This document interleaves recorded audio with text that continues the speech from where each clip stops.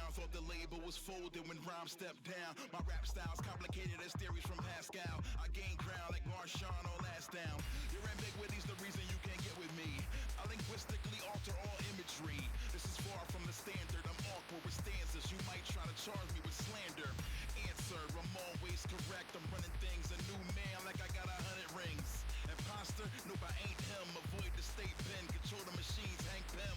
Ultron, I'm so bomb. None can hold mine. Dragging beats over the goal line. All of my material the truth. But trying to follow random is a trivial pursuit. Known to start fires when I get up in the booth. And the fact that I'm living is the proof. Vindicate me. Mega Ran, Renegade, MC. Big giant circles. Yeah, you know what it be. Not guilty, y'all got to feel me. Squeaky clean, really still I feel filthy. Stop and listen, I give you my composition. Running big giant circles around the competition. Not guilty, y'all got to feel me. Squeaky clean, really still I feel filthy. Stop and listen, I give you my composition. Running big giant circles around the competition. Not guilty, y'all got to feel me. Squeaky clean, really still I feel filthy. Stop and listen, I give you my composition. Running big giant circles around the competition. Not guilty, y'all got to feel me. Squeaky clean, really still I feel filthy. Stop and listen, I give you my composition. Running big giant circles around the competition.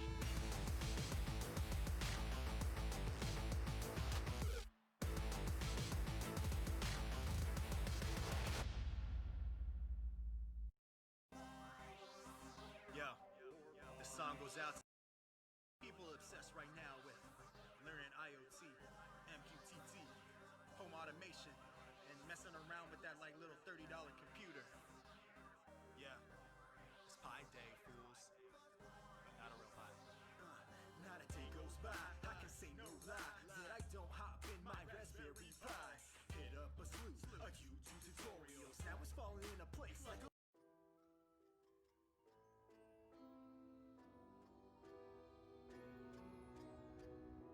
I need a scarecrow after what you did, 'cause all of the birds know that I'm almost dead. I'm barely breathing, I'm barely awake. You left me in pieces, there's no more to break. Don't wake me up, not in this century. Don't wake me up, 'cause you're just a ghost.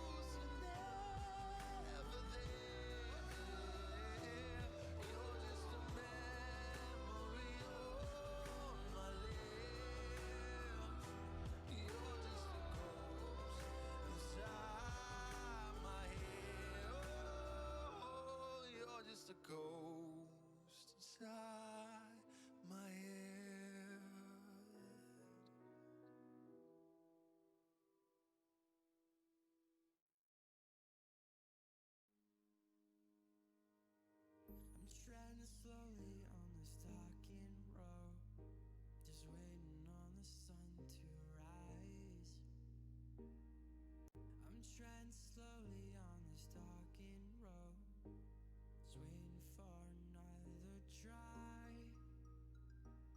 Open up the sky so I can breathe again.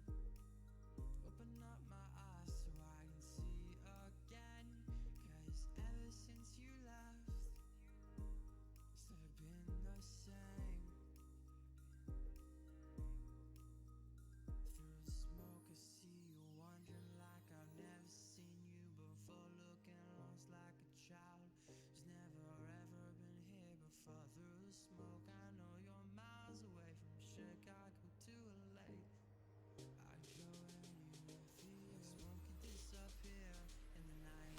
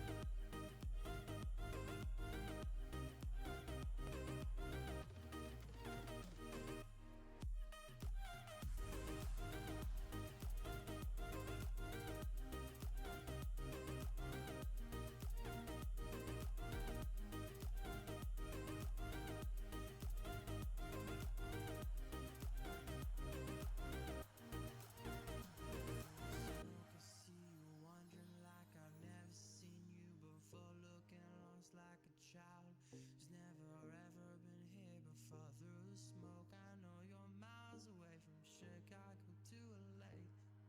I'd go anywhere for you. Smoke could disappear in the night.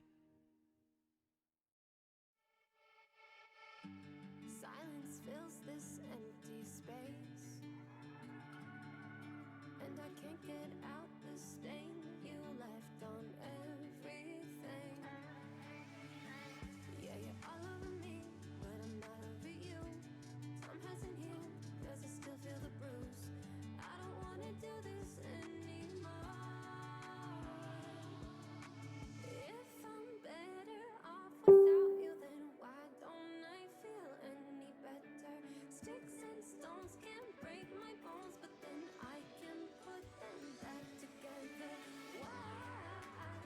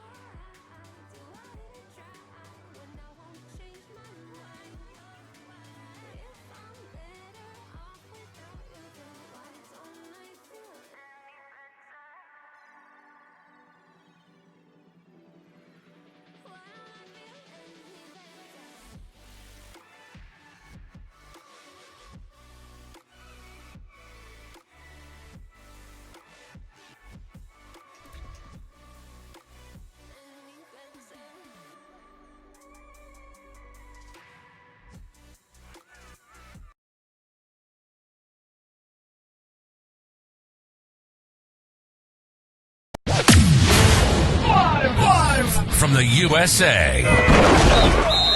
It's the Fantasy Football Huddle with Shaun Get Some Wilkie and Jake J-Stacks Lawson. Broadcasting around the world with up-to-date fantasy football news. And here we go!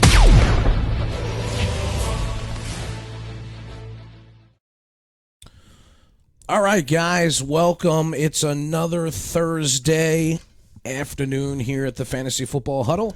I'm Jay Stacks with my man Get Some Wilkie, and we are going to be bringing you some updates, a little recap from Week 8, and of course we'll do our boom and bust and start them and sit them and just have some conversations about this big, huge week 9 in fantasy football in the NFL.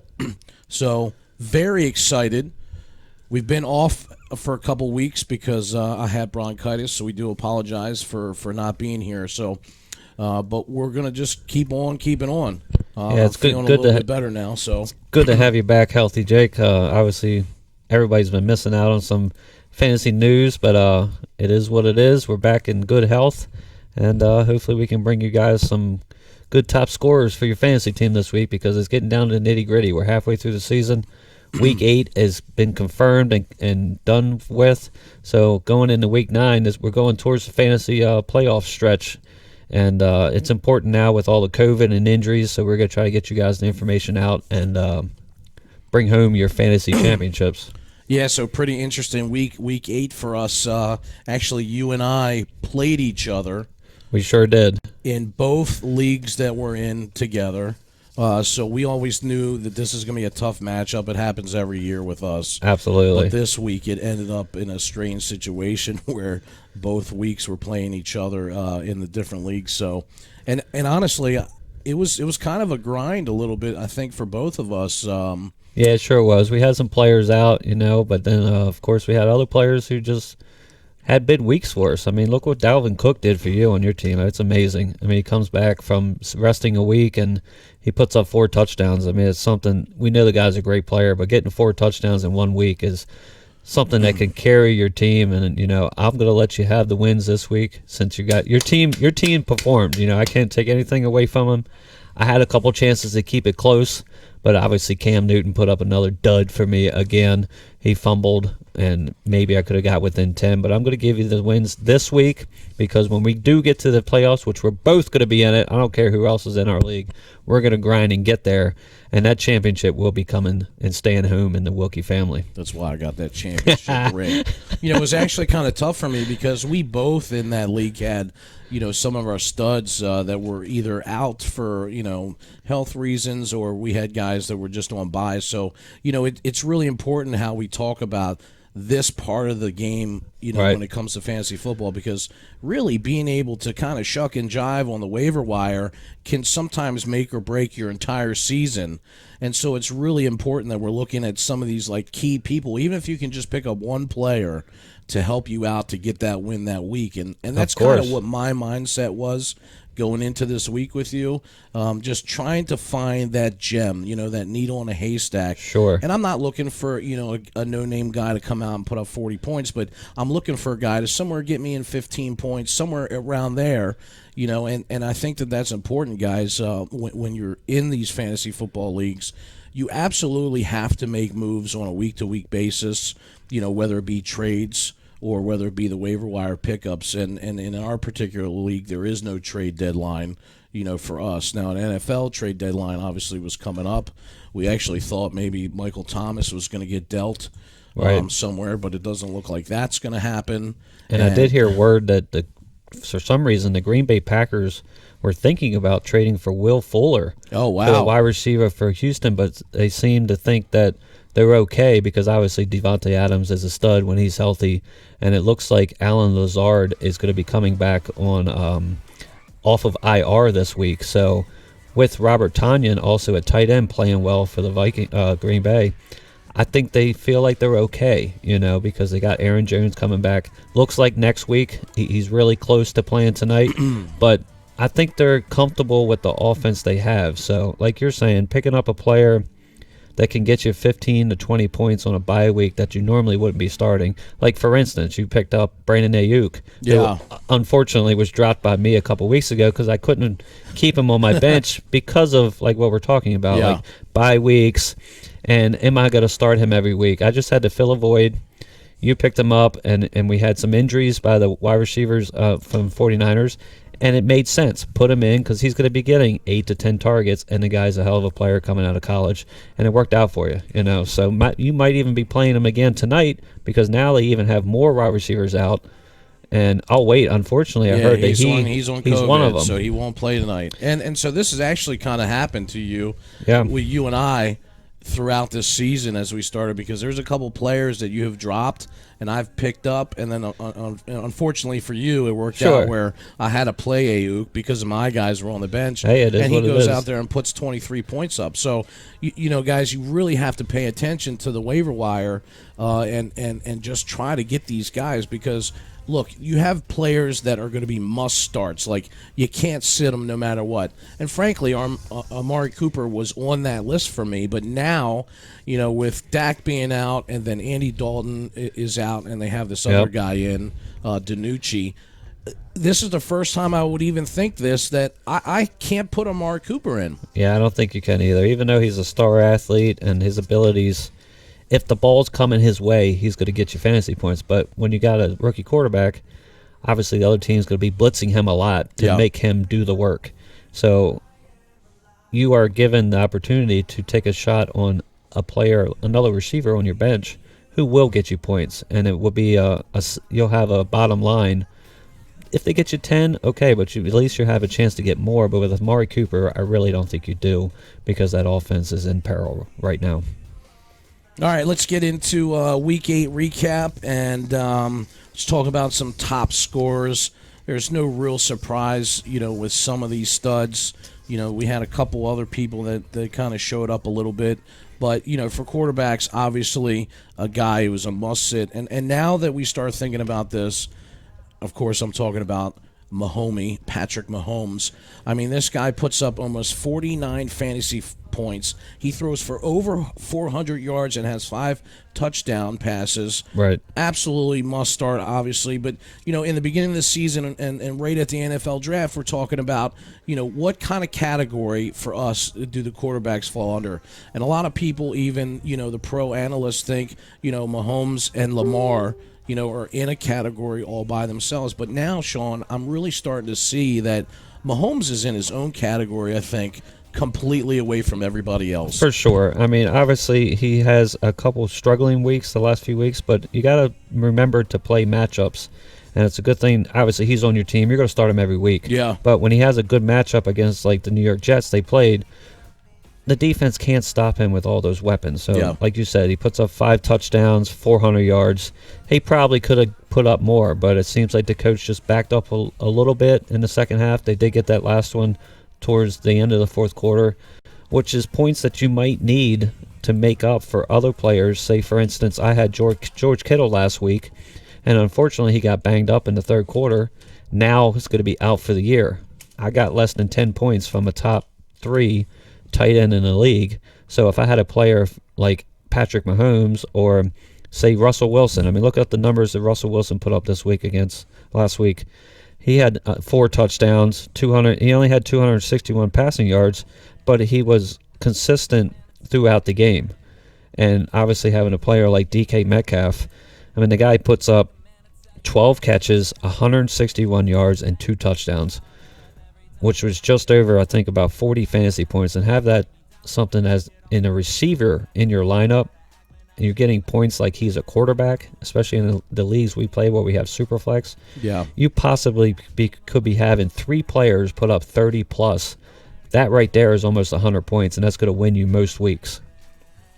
Yeah, I totally agree. I mean, even though, Mahomes is in the category by himself, in my opinion, Russell Wilson, man, is just having an unbelievable season. And, Absolutely.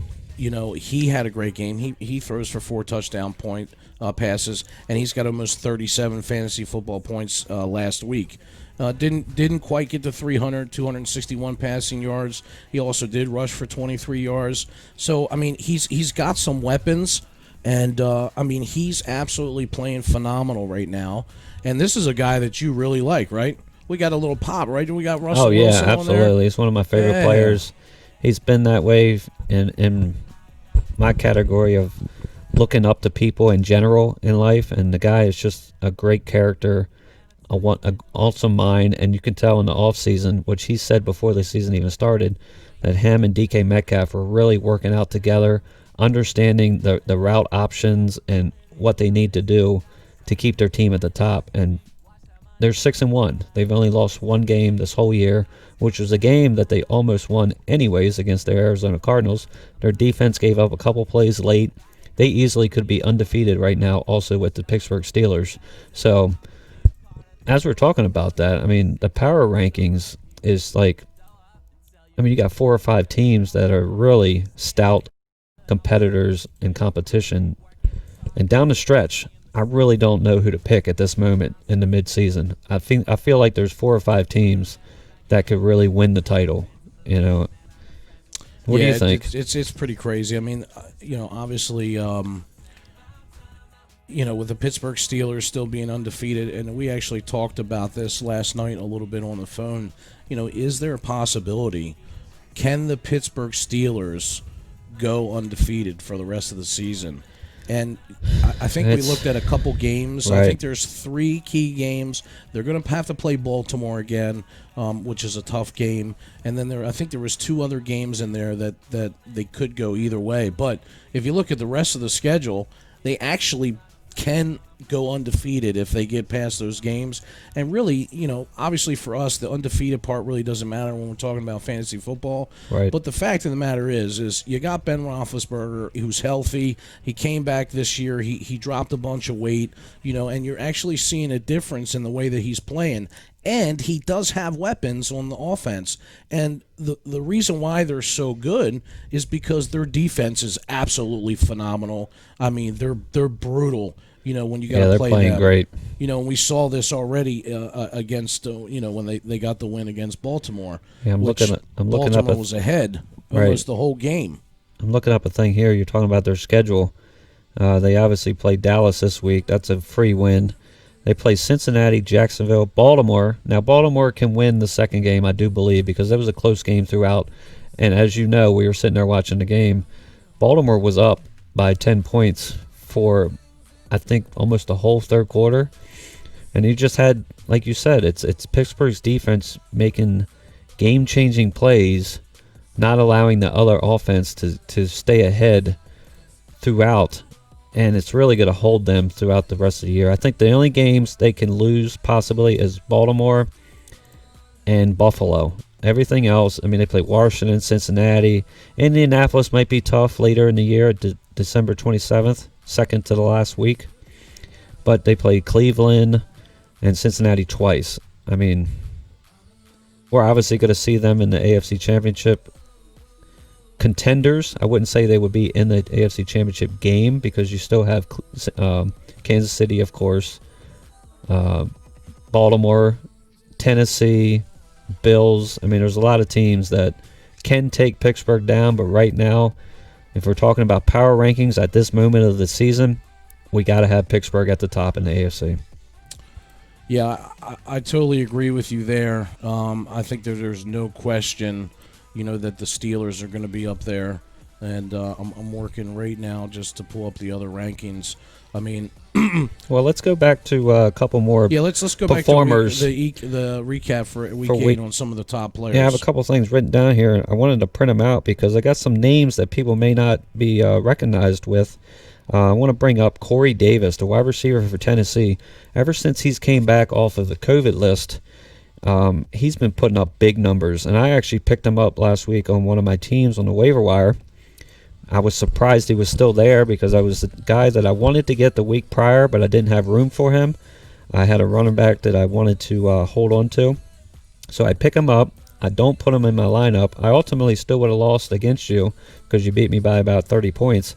But the guy had 10 targets. He puts up 8 receptions, 128 yards, and a touchdown. So having him on Tennessee alongside with A.J. Brown, I really feel like Tennessee's offense is going to be steady throughout the rest of the year. And if you guys are out there playing fantasy and you can get Corey Davis onto your team, he's easily a second receiver. Say you have somebody like DeAndre Hopkins, you can have Corey Davis as your number 2, or you can even put him in your flex spot. I mean, he's going to get you at least, I would say, an average of 6 to 9 catches a week, and easily an opportunity at a touchdown also with Ryan Tannehill. Very accurate with his passes. And obviously, we all know the studs that were also good. We have Alvin Kamara. He put up 9 catches for 96 yards. Didn't get a touchdown this week, but he also had 67 rushing. Travis Kelce had another monster week. 8 catches, 109 yards, and a touchdown. And as we were talking, Brandon Ayuk had 8 catches, 91 yards, and a touchdown. But unfortunately this week, tonight, playing against the Green Bay Packers on Thursday Night Football, the 49ers will not have Brandon Ayuk or George Kittle, and a couple running backs are out. So, I mean, it's going to be hard for them. How bad is that with Kittle, man? I mean, that's... Yeah, it sucks for me. I traded for him in week number 2. Actually, is he out for the season? Yeah, he's out for... They're saying 8 weeks, which somehow if they get to the playoffs, they're saying he might be back. But it was a broken bone. I forget what section of his foot. But, yeah, he's down and out for 6 to 8 weeks. Man, one of the guys that, we want to talk about week 8, you mentioned him earlier, was Dalvin Cook. I mean, let's take a little, let's see, do I have a video of Dalvin in here? Let's take a look here and see. Man, I thought I had it up here, but I guess I don't. So scratch that. But anyways, Dalvin Cook, he rushed for 163 yards. I mean, this guy was phenomenal. And I think not only having that week, the bye week, he was off, but they held him out the 1 week prior to that, and then the week that he got hurt, they pulled him, and he was even on the sideline. I know he wanted to go back in, but this guy is amazing also on the out in the open. Right.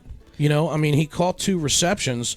Yeah, I have to try to get this video up, but and another big point. I mean, he put up almost 50 points fantasy, but another guy, obviously stud, is Alvin Kamara.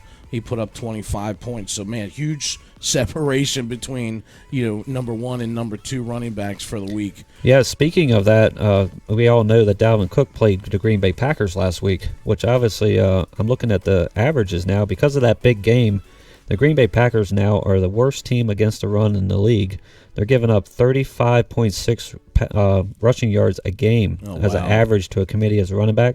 So let's think about that game tonight with the San Francisco 49ers. Do you start a player like San Francisco's running back, Jared McKinnon, and they also have Jermichael Hasty, which are basically the 2 only healthy running backs for the 49ers currently? I mean, it's a good expectation to see that obviously one or even both of these players could get multiple touchdowns tonight because they do not have healthy receivers. Kittle's out. I don't think they're going to be able to pass good against Green Bay's defense, but they easily will be able to run good tonight. So if you guys have any of those 2 players on your fantasy teams, Jared McKinnon and Jermichael Hasty, get them in your lineup tonight for Thursday Night Football. You will not regret it, I promise you. Yeah, here's let's take a look at Dalvin Cook. Here's the video. With that, it brings up a 3rd and 9. 4-man rush, try to set up a screen. They've got some blocking. Cook taking advantage. First down and more. Dalvin Cook. Yeah, his feet are so quick. Into the open. I mean, this was a huge play, almost 60 yards. Minnesota. And that's what I was talking about, back out in the open like that, Yep. And you can see that their offensive line really was downfield, getting the proper blocks to keep him. Look at that, 3 big guys right there downfield. Yeah. He makes his cut, and then he's gone. Beats the safety to the right, and that's home run TD to the house. I remember watching it with you live, and I'm like, oh, God, here's more fantasy points against me. It's all right. The funny thing is I'm playing against Dalvin Cook again this week in another league.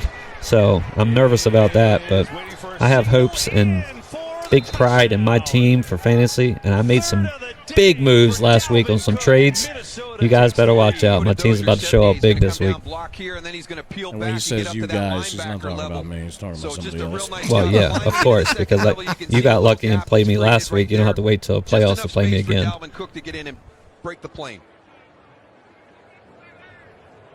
I mean, he's just a bruiser, man. So Dalvin Cook, obviously, having a great week, and but man, what a surprise with Giovanni Bernard for the Cincinnati Bengals. So, of course, Joe Mixon's out. Gio actually was a big name a few years back for Cincinnati, and since Mixon's kind of come along, he's not really even been heard of. Sure. But Gio actually, and I think he was in one of our leagues, he was maybe like the last pick, in one of our fantasy football leagues on the draft board. Uh-huh. And the guy put up 23 points without mixing in. So he rushed for 62 yards. He had one rushing TD, caught 3 out of the backfield for 16 yards, and then, he had a short reception touchdown. So, I mean, the guy, I'm not going to say that he's going to be relevant, but this is what we're talking about on the waiver wire. If you can find like a little gem like this that can help you for 1 week, I mean, almost 23 points, 22.80,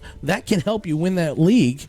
And plus, as we talked about before, the points are super important because if it comes down to it at a tie at the end of the season, the more points you have, the better off position that you're going to be in. Well, speaking of our Week 8 recap, let's give you 2 other running backs who obviously could be on the waiver wire this week.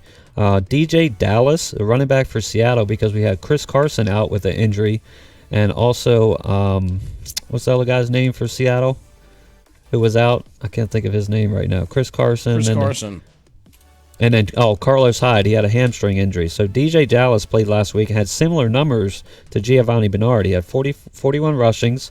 He had a passing TD and a rushing TD. So if anybody has him out there on the waiver wire, pick him up. And another guy I want to talk about real quick was the running back playing behind Jonathan Taylor in Indianapolis. Naomi, I don't know how you say his first name, Namian Hines. So he had 2 receiving touchdowns, and if you guys saw any of the highlights, the guy did like a backflip with a twist. So you can tell that the guy is very energetic. And I mean, it was amazing. It was something you would see like on a gymnastic platform. And so those 2 players, go out there, pick them up. Don't be scared to put them in your flex because you're obviously going to have 2 good running backs already if you're in the running with a good record now in fantasy. These guys, putting them in your flex, it's really a step up to anybody else that's probably on your bench. So go out there and get them now because they're becoming the starting running backs for the teams based on game script and injuries to other players. Yeah, and they're not going to be there for a while, like as soon as the studs come back, I mean, obviously you can't use them, but they can help you. I mean, look at Mike Davis. I mean, this is a guy, McCaffrey gets injured in week 2, and then I've got Mike Davis in there for, all the way up to this week. Yeah. Because McCaffrey is due to come back. So all those guys that drafted McCaffrey number 1, you got to be super happy now because this guy's coming back in to play. And I think that this actually helps Teddy Bridgewater in this situation by having McCaffrey back there as well. Because then he can utilize the play action, and hopefully they can play a little well. He's a guy that really has been undercover for the most part. Last week he didn't have a great week. It's a guy that I have on my team. I do like him. To me, he is considered a veteran, but I think McCaffrey comes in, and he definitely will help out the Carolina Panthers here. So everybody that's been waiting for him, congratulations because he's back. Now, I don't know how they're going to use him. Mm-hmm. So this is still one of those situations where this guy's a stud and a must start, but you got to be careful because if the matchup's not there, then maybe you think about sitting this guy for this particular week. But I think near the goal line they might still use Mike Davis a little bit just to save McCaffrey, but obviously he's going to get all the work out of the backfield with catches because that's McCaffrey's gold, I like to call it in fantasy football. Well, it should be good for Mike Davis because I mean, obviously, if he's getting red zone targets in the end zone and he can put up, I mean, heck, if he gets 2 touchdowns, it's 12 points right there. So yeah, that's going to help you. So another guy, after this, we'll move on to wide receivers, but you can't forget this guy. If there's a ability to get Damian Harris, the running back for the Patriots, yeah, they're a struggling team right now, and it seems like they actually had an opportunity to tie the game last week, and Cam Newton unfortunately fumbled with a play-action option play to the left. But I do believe if he would have handed it off to Damian Harris, who had already had 16 carries, 102 yards, and a touchdown. The guy is averaging almost 6 yards a carry. Yeah. Regardless of every game that he's played in, he had injuries earlier in the year, but every game that he's had at least 15 touches, he's had over 100 yards and the opportunity to get a touchdown. Obviously, they got to get close in order for that touchdown to happen. But I think it's a big week for him this week because they're going up against the New York Jets, one of the worst defenses and offenses in the league. Yeah. The Patriots with Cam Newton and Damian Harris are going to have a good bounce back for fantasy this week. Forget about if they're going to win the game by how many points, but for fantasy points, go out there and get this guy. So moving on to the receivers, top receiver. This has got to sting a little bit for you, but DK Metcalf. Oh, man. Oh, what a phenomenal player. He was the number one wide receiver in Week 8. He had 41 fantasy points, 12 receptions for 161 yards. Yeah. Plus he had 2 receiving touchdowns. I mean, this guy is just a phenomenal athlete just for starters.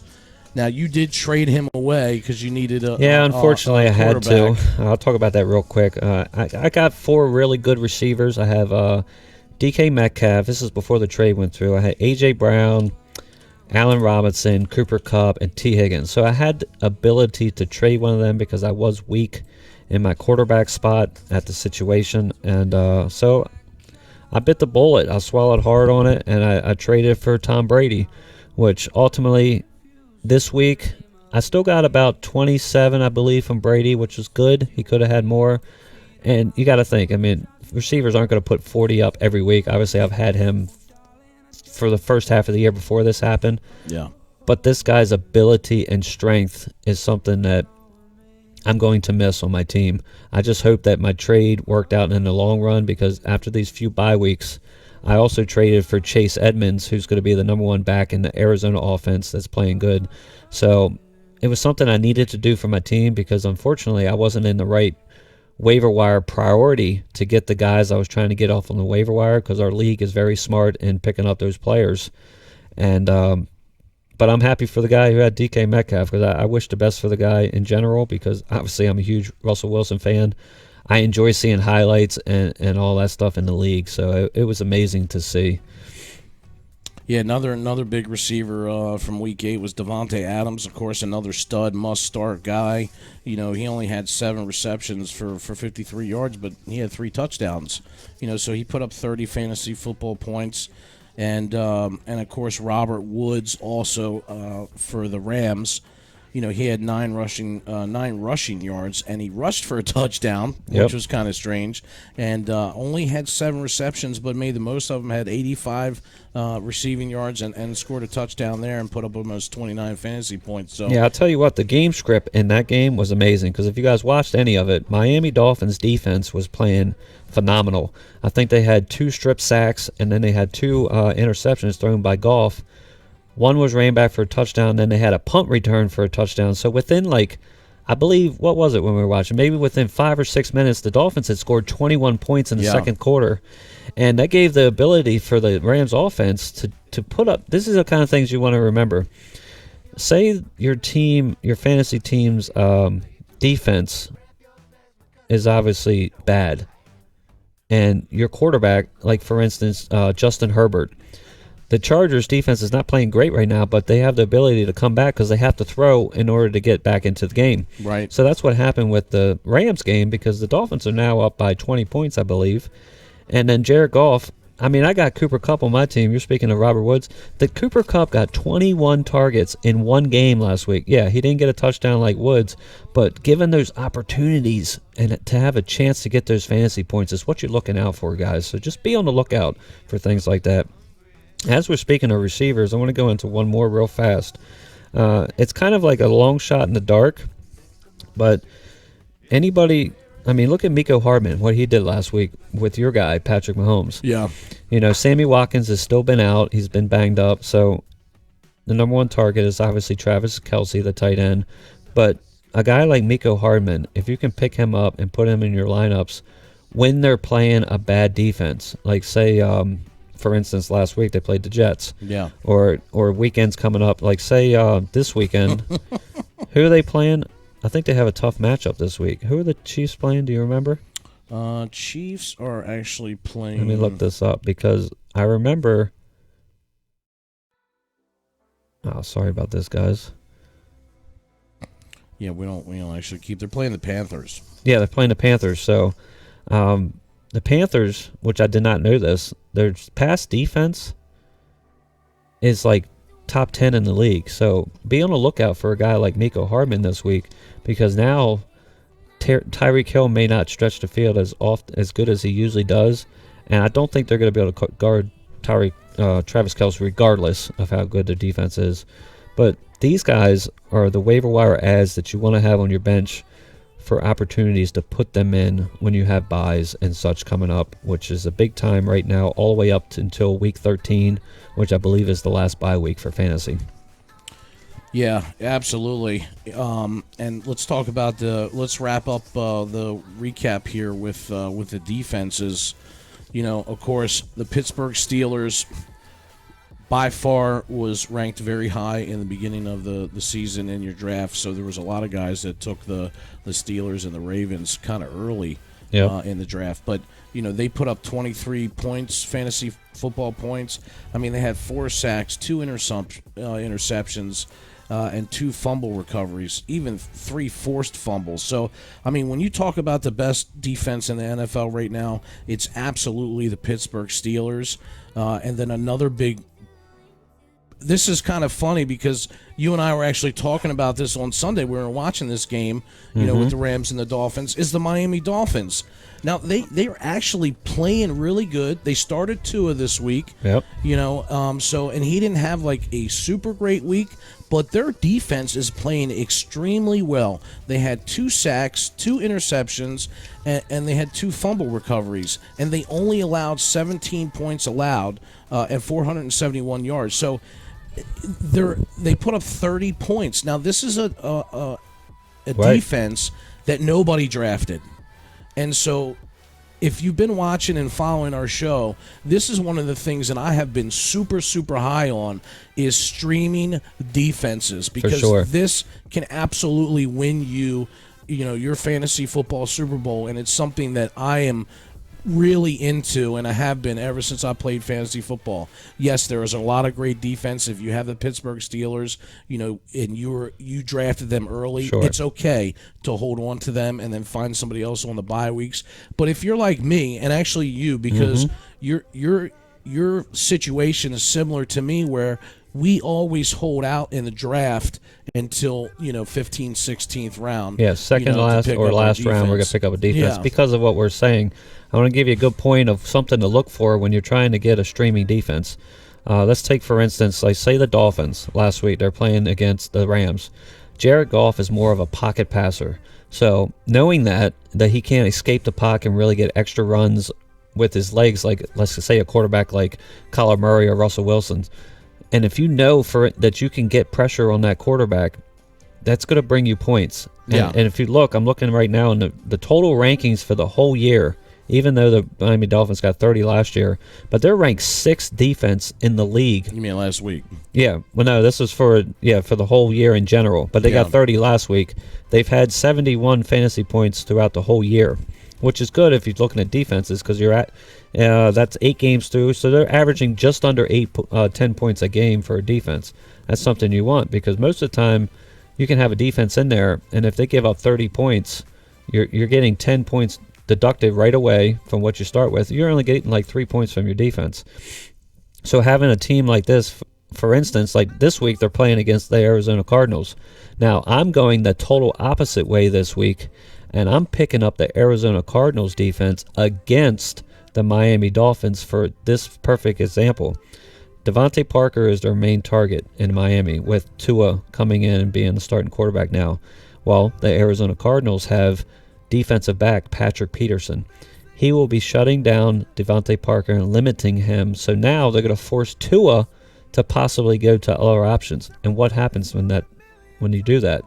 That's when you bring in mistakes and opportunities for the other defensive players to maybe get a fumble, pick six, punt returns, because they're going to have short fields. So these are the things you just want to look at, especially if, say, you have the Steelers and what if they're on a bye week, which they're not this week. But when they are, look for these streaming defenses to pick up and possibly give you 20 points a week, because they can win that week for you in fantasy. Yeah, that's a good point. Well, guys, that's a recap for Week 8. Let's get into tonight's game, Shaun. Thursday night game, we have the Green Bay Packers versus the San Francisco 49ers. So you're going to have Aaron Rodgers, another great quarterback. In the beginning of the year, he was really coming on, and they looked very strong. He's kind of not had a couple great weeks here, right. Last couple weeks. And now, of course, San Francisco 49ers have Jimmy G is out, Garoppolo is out. So if you guys Kittle's out. So it's very tough. They have a great defense, but their weapons are kind of on the fritz here. Right. So they're bringing back in Nick Mullins at quarterback. And we saw last week how when he came in after Jimmy G, he put up about 280 yards and had a couple touchdowns, going down to the wire. But Packers still 5-2. They're first in the NFC North, and then the 49ers are 4-4. So, what do you think about this matchup tonight? I will be honest with you. Obviously, I'm rooting for, and I would love to see the Packers win. They're favored by a touchdown in this game if you look at like the Vegas book and stuff like that. But for me, I do think they might win the game, but they don't have to win by 7. I really don't see that happening. It could be a closer game than expected either. Because what I was speaking of earlier, the Green Bay Packers are last in the league versus run defenses, or teams that can run real good. And given all the injuries that the 49ers have, I still believe in the run game because they still have Jarrett McKinnon and the rookie Jermichael Hasty, who both had touchdowns last week. And knowing that, San Francisco's coach, Kyle Shanahan, is going to play against the Green Bay's weakness. Yeah. He'll probably run the ball 70% of the time compared to passing because, as we know, Brandon Ayuk, Kittle, we got a lot of guys out for COVID injuries on the wide receiver side. So be careful. If you're a betting man and you're out there and you're doing this, this is not a guarantee for Green Bay to cover that 7 points. I do believe they still win the game. Let's give a prediction. Let's say something like 27-24. I think it's going to be a lot closer than what people think. Yeah, and of course, the tough part for Green Bay here is that Jamal Williams is on COVID. Good point. So he's going to be out. Aaron Jones is, so for what they've been saying, because we've been following this all day yesterday and today, is he's questionable. They've come out and said that he's going to be a game-time decision. So literally, if you have Aaron Jones, you're going to and you don't have anybody else in there, you're going to have to go right up to game time. Right. And see whether they're going to put him in or not. Now, the latest update that we have is about 4 hours ago where they said that he's still questionable, but they did say that even if he's a go, that they may be monitoring, how many plays he's in. So in this particular situation, both of these guys I absolutely love. Aaron Jones obviously is one of the top 10, maybe top 5 running backs this year, and Jamal Williams has done excellent coming off the bench. But if you can go any other way this week and you have somebody else, I probably wouldn't put Aaron Jones in, even if he's a go, right. Especially with the matchup of the San Francisco's defense. So, this is going to be a tough game. I don't think it's going to be a blowout. I think 7 points is a pretty big gap. I think if Green Bay is able to get it done, I think you're probably looking like 3 or 4 points that they win by. And I don't think this game is going to be like, a high-scoring game at all. So definitely be careful here within regards to who you start. Sure. This is for anybody out there that does have Aaron Jones or Jamal Williams on your fantasy team, and you have no other options. They have Their next in line running backs are a guy named Tyler Irvin, and they have a practice squad member that they're predicting to bring up this week just for this Thursday night game because Aaron Jones will be next week. So if you have an opportunity to get Tyler Irvin or a guy named Dexter Williams, who will also be the 49ers running backs, I highly recommend to go out there and get them and put them in your spots this week. Only if you don't have any other options on your bench at running backs. So those are two names to go out there and look for. That's Tyler Irvin, Dexter Williams. They will be playing tonight, Thursday night, for Green Bay versus San Francisco. Awesome. Who do you like to win the game? Like I said, I think you like Green Bay. I think Green Bay will win. It'll be a lot closer game than most people predict because of the 49ers' ability to run against their defense. I'm going to go with the Green Bay Packers, somewhere like 27-24, maybe 31-24 in that area tonight. All right, we'll like it. All right, guys, that's Thursday night. We're going to take a quick minute, and we'll be back after this quick break. Stay tuned, guys. You're watching the Fantasy Football Huddle with Jay Stacks and Get Some Wilkie.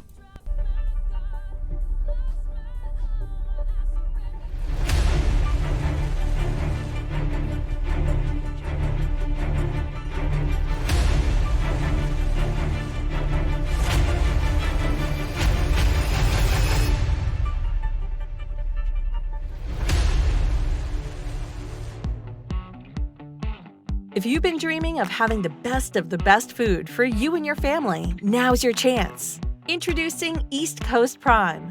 Whether you're craving our double colossal red Alaskan crab legs, our black African lobster tail, or our Wagyu beef, you'll fall in love with our food from the moment you taste it.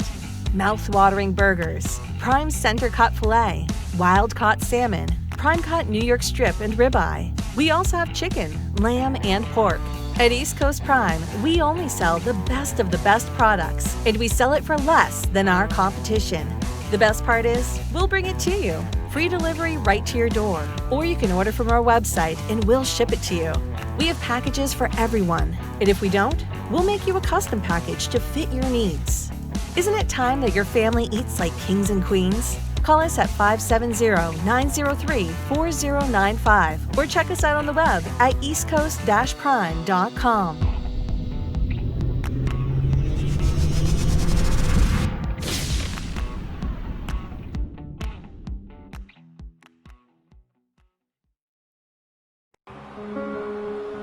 Kobe taught us to be better. Don't cheat me. Push it. Wake up every single day to get better today than you were yesterday. Whatever it takes. Better dreamer. Better waker. Better stretcher. Better walker. Better talker. Better walking the walk and talking the talk. Better blocker. Better sprinter. Better loser. Better winner. Just be better. Do the simple stuff right. Better form. Focus. Better friend. Better fighter. Better rider. Better eater.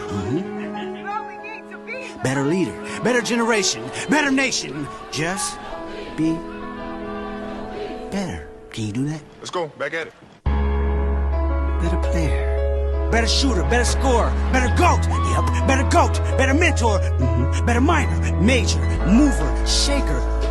Better skater, better artist.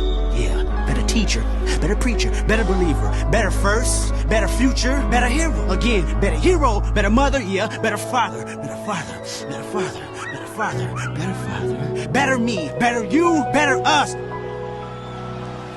Mamba out. Better. Forever.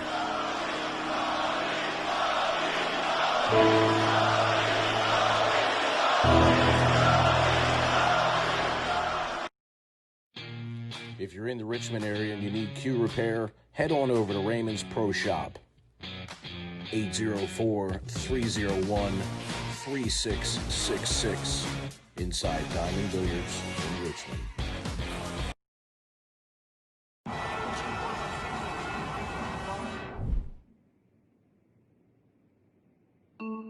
Hey, what's up? Not much. Wishing I was watching the game, having a bud. What's up with you? Like you, wishing I was watching the game, having a bud. True. True. What's up?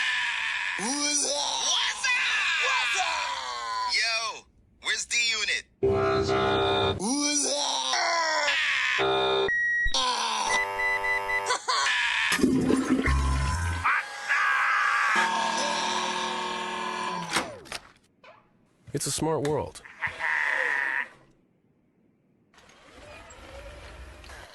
Don't be stupid about how you get around tonight.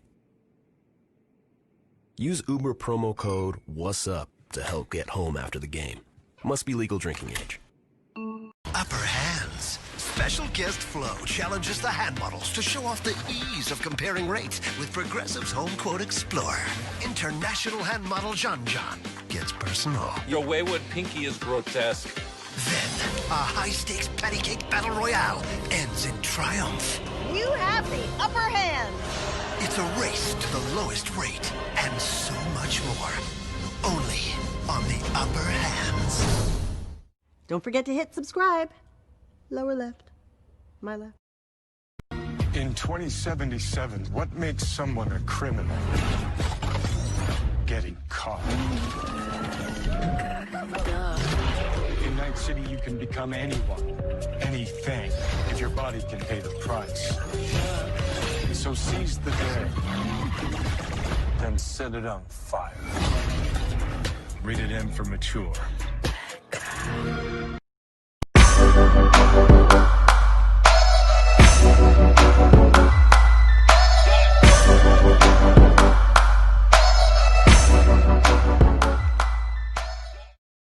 don't wanna stay here, no.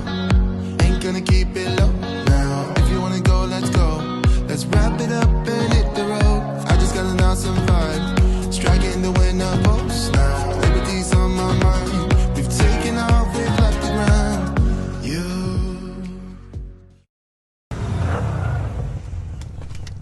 Another bundle in the books.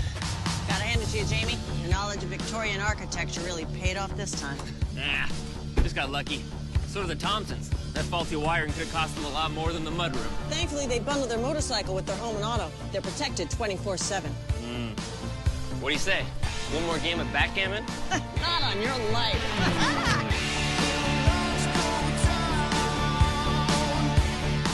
Subscribe.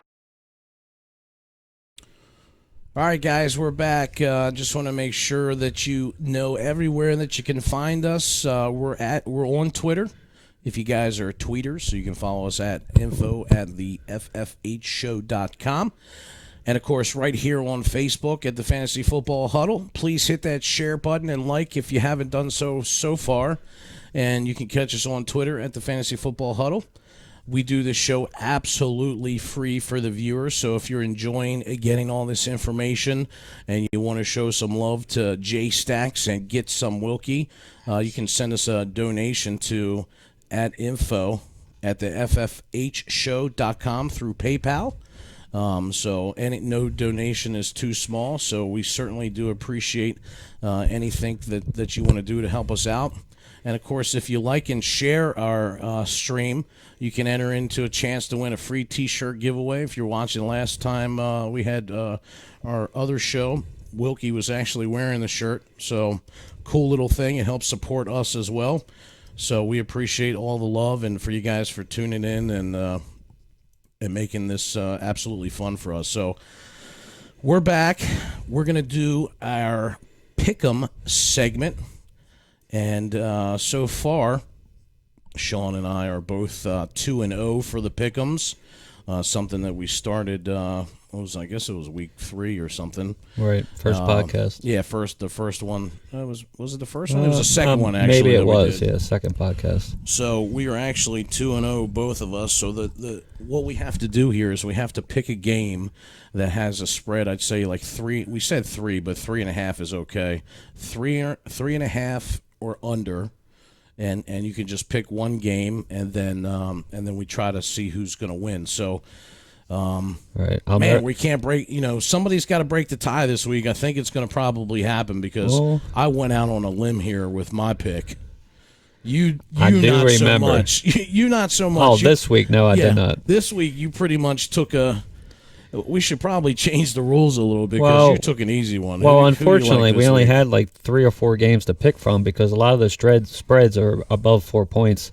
But are we going with me first? Yeah, go ahead. Who you like this week? Obviously, I had to take my one of my favorite teams and quarterbacks in the league is the Seattle Seahawks. Now, you might think it's an easy pick, but I don't believe it is because they're going up against Buffalo. I mean, Buffalo is a contender in the AFC. Yes, Seattle's a favorite, but they're at Buffalo. I do believe Buffalo needs to bounce back, but I got to stick with what Russell Wilson and that offense is doing.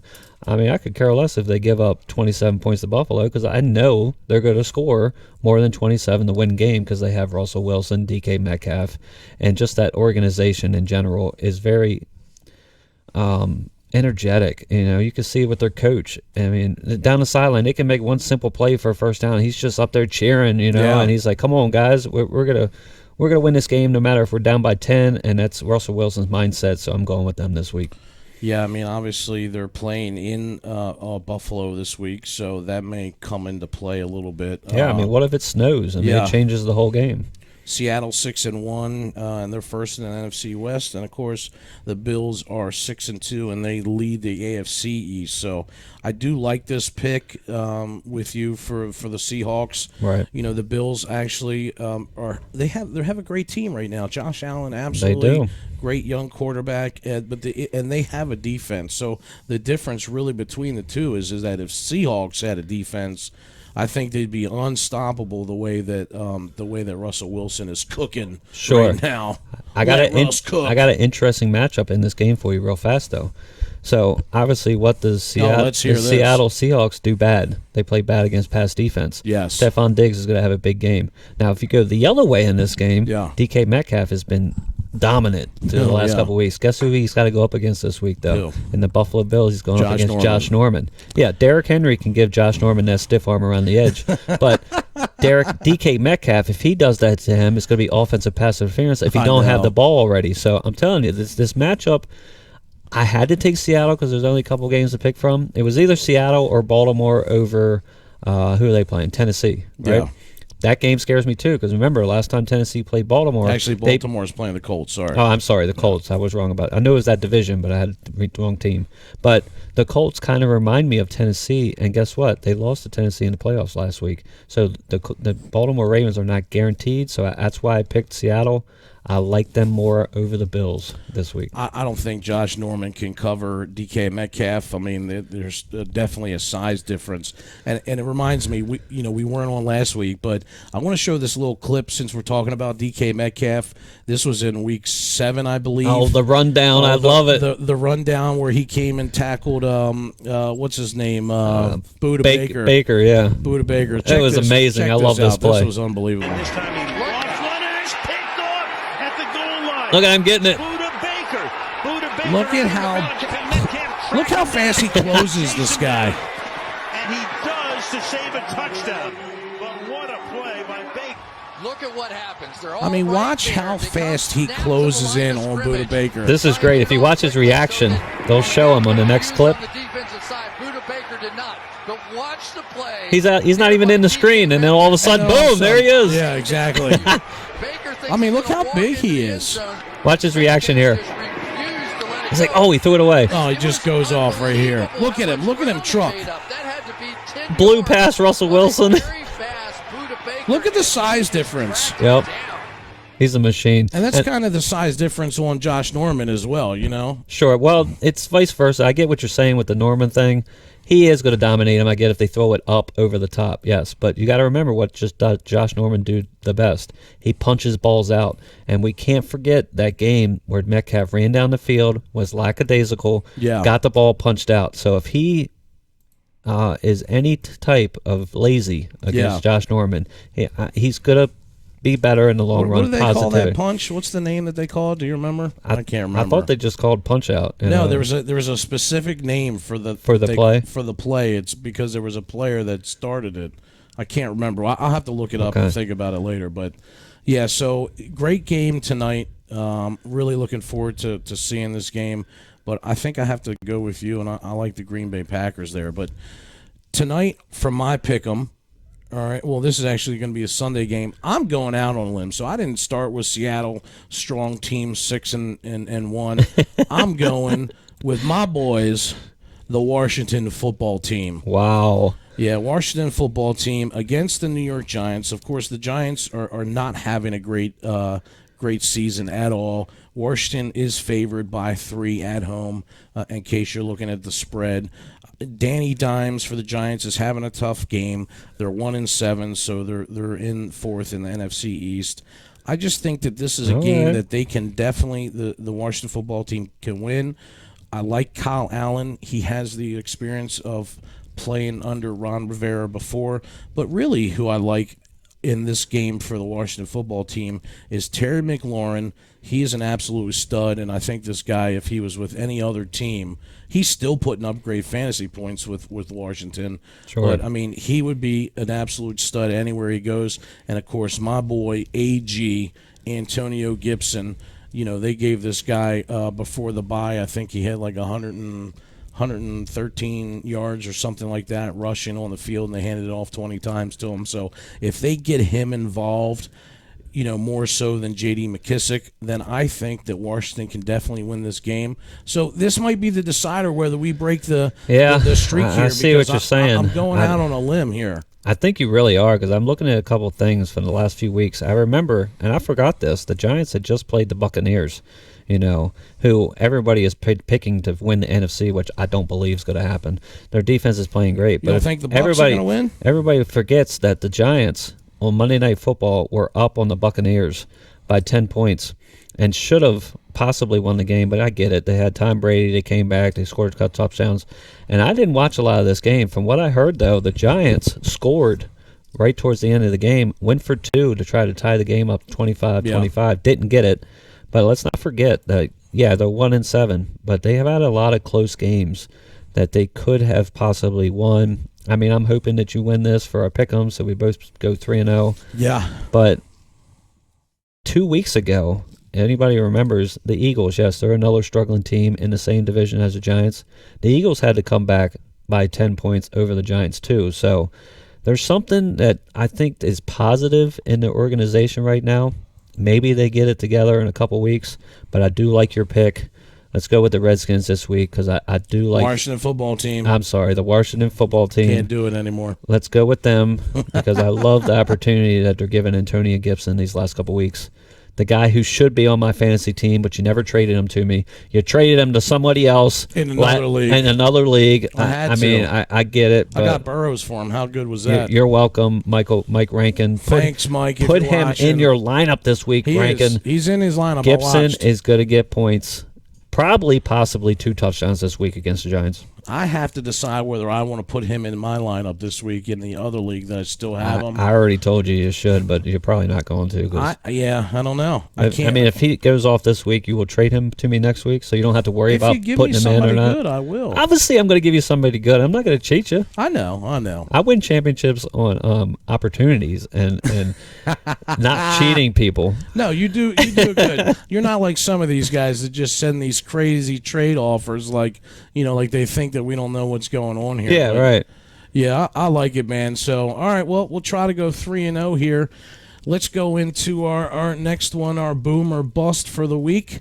We'll do each position. We'll just pick one, and then we'll get into the stardom and sit-em, which is our big part of the program, and then we'll wrap it up for I'm going to let you go ahead and start this. So we're starting with our boom quarterbacks of the week. Who you got? Our boom quarterback for the week. Let me think here who I like. Week number 9, fantasy roster option. Who you got? I'm going to go. I think I want to go here. What I've tried to been doing lately is I don't want to just go with something that everybody's going to know about. Sure. Like, I don't want to just say, hey, Tom Brady, he's going to throw for 4 touchdowns or whatever. So I'm looking for somebody that I would probably say is a little bit of a sleeper pick for me, and I'm going to say this because I did it in my own lineup. So this is kind of important to me. Like, I'm not going to tell you guys to do something that I necessarily wouldn't do. So this is a perfect situation. I think this week my boom is Drew Lock. Wow, I knew he was going to say it. Yeah, Drew Lock. Now he had a good week last week.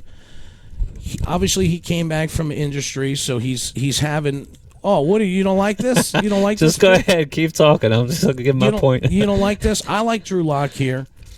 had a great week last week, but they're playing the Atlanta Falcons, and the Falcons are absolutely terrible. They rank 32nd when against the quarterbacks, this year so far, and he had, this is his second time that he had 20-plus fantasy football points in his career. But the fact is that he's got Noah Fant back, who is healthy, and so I like that matchup. And I just think that he's going to play well in this game against Atlanta. So my boom this week is Drew Lock. Wow. Good. Denver Broncos. Hey, I'll tell you what, going out on a limb is something people don't do a lot, and you're doing it this week. And I hope it works out for you. Obviously, Drew Lock, is he starting in your flex spot, right? He is in my super flex spot. Yeah, so it was either him or Teddy Bridgewater. I like it then if you got Teddy Bridgewater, because they're going. Who's Teddy Bridgewater playing? KC, which that is a bad matchup. So I do like, since you bring that up, since you're starting him over Teddy Bridgewater, I would go with that for fantasy points and what you're saying. And hey, I wish you the best. Well, I'm going to go with my boom of the week. It's a little bit easier. I'm not going to go out on a stretch. I'm going to go with a guy who you actually just traded away in one of our leagues. And I can't believe you did it because... please stop it. So this week, they were on a bye. They have 2 weeks to prep against a team that is like in the bottom of the barrel. This week's boom pick for quarterback, I'm so excited about it, I can't even talk, is Deshaun Watson. He's going up against the Jacksonville Jaguars, who are giving up 22.5 points, fantasy points a game to quarterbacks. So that means he's guaranteed to get at least that. That's his floor. His ceiling is something like 35 to 40 fantasy points this week because, as I said, they had a week off to prep. The Jacksonville Jaguars now are starting another quarterback because Gardner Minshew, unfortunately, is injured. And I just think the whole team in general, minus James Robinson, who is the highlight of the Jacksonville Jaguars at running back, I just think Deshaun Watson, he's probably really happy that Will Fuller did not get traded because he was on the trading block. He still has that opportunity. I think it's going to be a huge week for him. Yeah, so, I mean, it's a good point with D. Watson. I actually have him in my other league as well. And this is perfect, exactly what we're talking about. The Texans are 1-6. They're not playing great, in the AFC South, and they're playing a 1-6 team in the Jacksonville Jaguars. But the thing is like this guy is still going to put up points for you. So for me, he's a must start, obviously, in all leagues, and especially in the Superflex league. So I like your pick there. Yeah, it would be so nice if you had him in your Superflex still, but I get it. As you guys were talking about this, he traded. Him who I got him for. He did trade for Derrick Henry, which he had a small weakness in his running backs. I understand the trade, just like in the trade where I traded for my quarterback and Tom Brady, I gave away DK Metcalf. As we talk about this, the main thing is balancing out your roster to get points, especially when playoff runs coming. That's what we're trying to do. Hey, it could hurt us, but at least we have a plan set forth for the weeks coming. Hey, what's up? Just want to give a shout-out to everybody in the chat. Rachel Ray, what's going on? And Brian Dietzenbach, what's happening? Yes, Wilkie is wearing a Bears cap. So boom, Dietzenbach, I'm with you, buddy. He loves the Bears defense. So. Speaking of our, we just did our pick'ems. One of my 2 picks that I had, I picked the week that the Chicago Bears played the Tampa Bay Buccaneers on Thursday night. Tampa Bears? Jake didn't believe me, just like he's not trying to believe this week. But, I believe in the Bears. I get it. Foles is not quite up to the potential he was with the Eagles.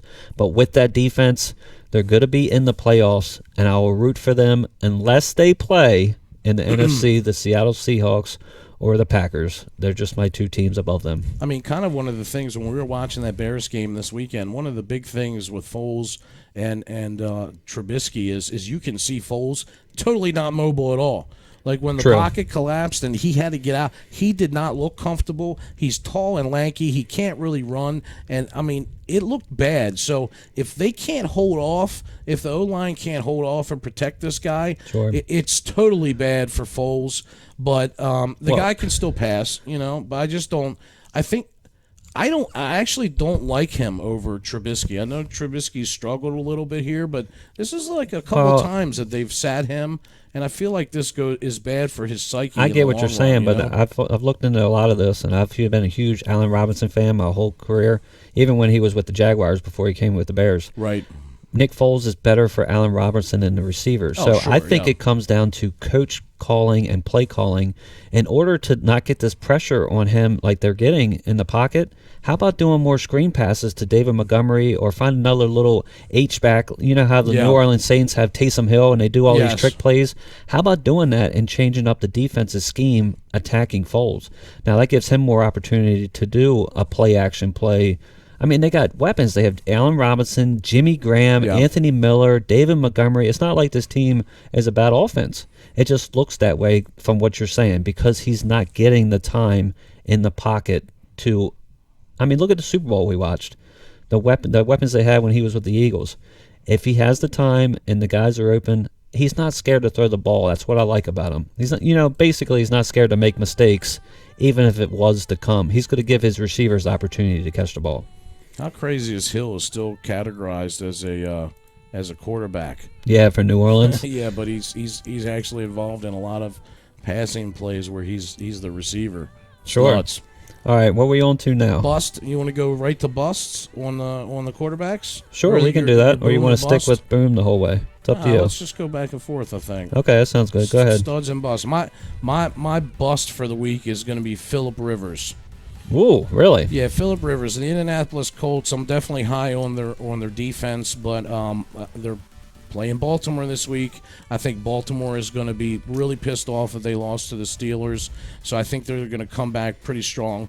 Rivers comes into Week 9. He's had a solid 2-game stretch, against Cincinnati and Detroit, where he's had over 28 fantasy football points, but, he is always so prone to being intercepted.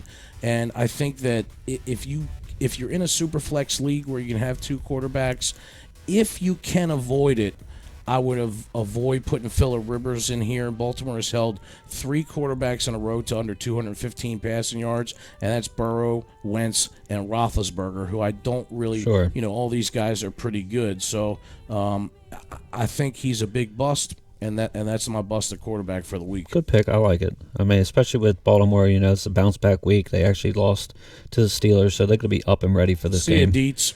All right, so I'm going to go with a player that you actually love on your fantasy teams, but you just mentioned that you're going to bench him behind Drew Lock. So I unfortunately have to make Teddy Bridgewater a bust this week because of who they're going up against. I like it.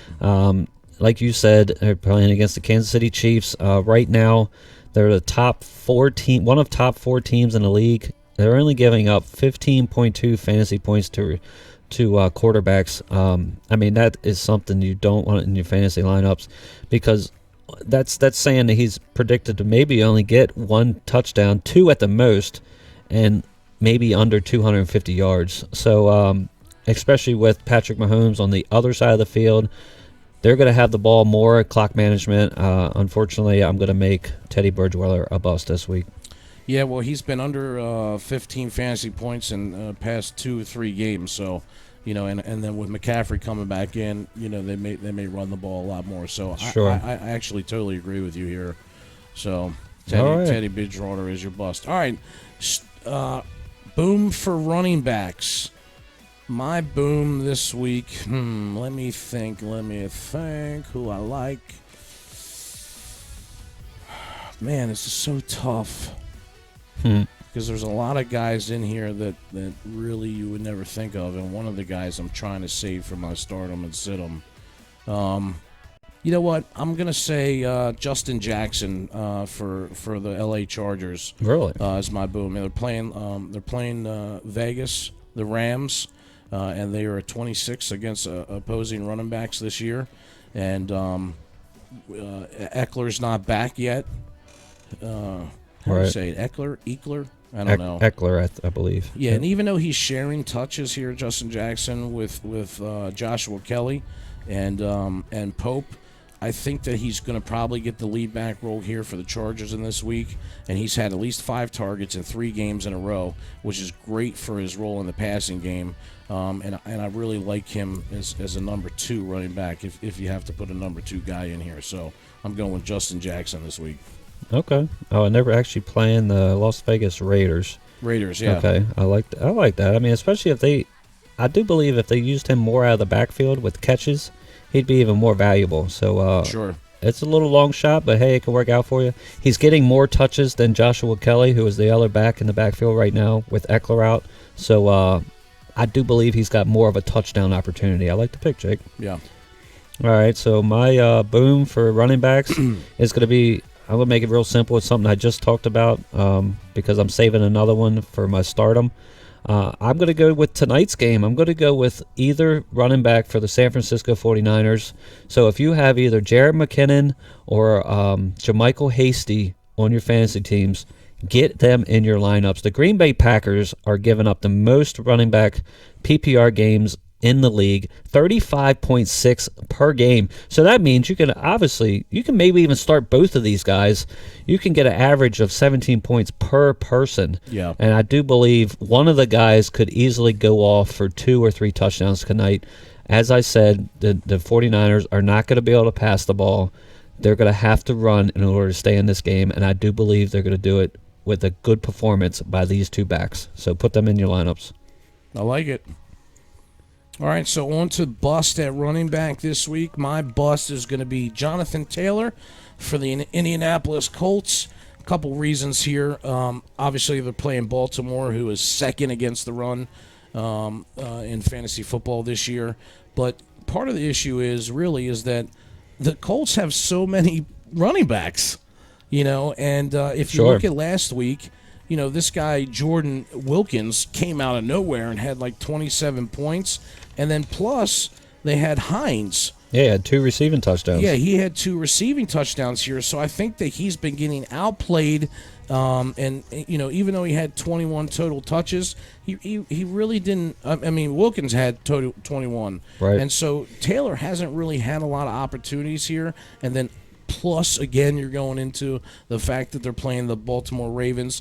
I really don't think this is a good matchup at all. And my bust for the week is going to be Jonathan Taylor of the Indianapolis Colts. I like it. The guy is a superior athlete, but given the fact that, as I was talking about earlier, if there's coaches and they're doing the proper play schemes, which you can see what Indianapolis is doing right now, I'm actually scared that Baltimore can even win this game just because if they keep doing screen passes and getting on the edge, giving these other backs opportunities, it's going to be a close game, just like I predict on the game tonight, because of the running abilities of multiple players. So I like it. Jonathan Taylor's sit.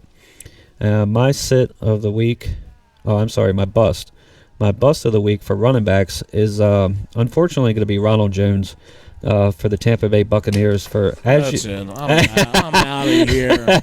What are you doing? Starting him in your flex? I don't have that's where I have to choose Gibson or Jones. That's what I told you. I think you have to go with Antonio Gibson. You should think about it. You have all the way up until Sunday. I'm going to give you my reasons why. All right, let's hear it. First reason is they're using Leonard Fournette more in the game scheme. So they're going basic. Well, last week.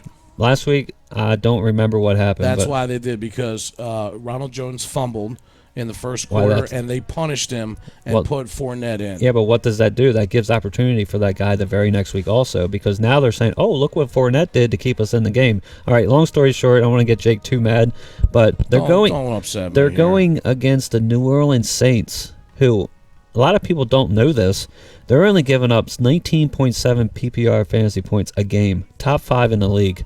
So for me, it's a scary tactic because you can see that Tom Brady is getting more and more comfortable with Gronk. So when they get close to the goal line, I think they're going to go more to play action to the running backs, touchdown to Gronk or Mike Evans or yada yada. If Chris Godwin's back this week, I don't think he's going to be. Yeah. I'm just saying be cautious. If you have another option, for instance, like Antonio Gibson for the Washington football team, AG, I would put this guy in over him this week. Ronald Jones is my bust of the week. Wow. I just don't believe he has enough opportunity like he was getting 3 or 4 weeks ago. Into this, actually. You got to look into the details. All right. Well, let's go to wide receiver. I'm going to think about that one, and I'm sure we'll probably have a couple more conversations off air about this. My boom is going to be a real shocker here for wide receiver. Is I'm going to go with Antonio Brown. Really? Tampa Bay Buccaneers. This guy, first of all, you know how I feel personally about him. I think that he's a head case, and I think that everything that's surrounded what has happened with him, with all the teams, is totally, totally terrible. However, with that said, we know that he's a freakish athlete. Okay, very hard worker. He could be sure. really in a good spot here for his debut against New Orleans because of what you just mentioned, Chris Godwin being out. And then, of course, he's just adding another weapon. That's a good point. To Tom Brady. And now that Gronk is coming on a little bit here in the red zone, I think that the fact that Brady advocated to get Brown here means that there is some type of relationship there, which makes it a lot better for Antonio Brown. So if you need a player in your flex spot or you need a wide receiver too because maybe somebody's out or hurt, I think this week he comes out, and I'm saying that he at least gets 15 points. I'm going to be honest with you. I love this pick, and this for this reason. Not because I like Antonio Brown. I do not. I like him as an athlete. Yeah. But I traded for Tom Brady in my league, in my Superflex league, to get him. So now I have an opportunity of This Antonio helps you for Brown, sure. Gronk, Mike Evans, and wait till Chris Godwin comes back. They're going to be throwing the ball 70% of the time when Chris Godwin comes back next week. Just another instance for sitting Ronald Jones. Don't forget it, people. Jake is going to make the move. He's going to put in Antonio Gibson this week. I know he is. I'm just letting you all out there know, if you haven't Ronald Jones on your team, do not play him this week against New Orleans. So let me ask you a question now. With Brown coming in, Godwin getting healthy, and Gronk coming on, and then you have Mike Evans. Tom Brady's got a lot of weapons here. Absolutely. Why do you think I traded for him in fantasy? So they are 6-2 at top of the NFC South, and then one of your favorite teams, the Saints, with Drew Brees, is behind them at 5-2. And earlier you said that you still don't think that they win the Bucs win the division. I still don't, because the Saints are going to Saints are going to come on. I do think they can still win this game this week. Actually, the Saints, because of their defense, they're not stout. They're like top 10 in the league defense, especially their linebackers and such. But when Michael Thomas comes back for the New Orleans Saints, with what they're doing with Kamara on offense, still winning games without Michael Thomas, I do believe that their offense, because their defense is slightly better, not better than the Bucs. I'm not comparing them to the Bucs defense, but in general in the NFC, because their offense with Michael Thomas coming back, because they still have Emmanuel Sanders. We won't go strong into detail about the whole team right now, but I like their opportunity just because of playmakers, I guess, that I can trust. I really can't trust Antonio Brown until he proves it to me that he's a different person. Now, I've heard that him and Brady did practice a little bit in the offseason. That gives you high hopes. And if he can just basically not be it's all about me player, and be about the team, which I think he would have to be, because that's what Brady is. Brady's about the team. He don't care. If he wants to run first and goal at the one, he'll give it to Ronald Jones. But if they say, I got Antonio Brown 1-on-1 over here in the corner, guess who he's going to throw it to? He's going to throw it to Antonio Brown. So, and we know Brady's a team player because all those years in New England, he actually took pay cuts so they could bring weapons in. And then it's quick. Sorry to cut you off. The last time Antonio Brown played, guess who he caught a pass from? Tom Brady. Yeah. Played 1 week with the New England Patriots, and obviously got re-suspended. But guess what? He's back. I mean, a lot of people are excited about it, and I know Tom Brady is. So good pick. Hey, we got a question from our buddy in the chat, Fingers, Mike Bads. He said, which one of you bums like Green Bay tonight? Mike, I'm going to give you a free one here. All right, I think Green Bay's going to win. I hate the line. So I actually like a teaser here. I like the 49ers plus 13, and I like the under 54.5 for the game. I think Green Bay still wins, but I don't think they cover by 7. So just to be careful, I like teasing this up 6 and tease up the over-under and take the under. Good pick. That's a little freebie for you, Mike. If you win, you can send me some jelly. Actually, just send us a donation right now. You know, you can send it. You see it scrolling at the bottom. Info at the ffhshow.com. Yeah, man. Mike, Send a after you donation win the over. money, you can even add another tip on top of it because of the advice we'll give you.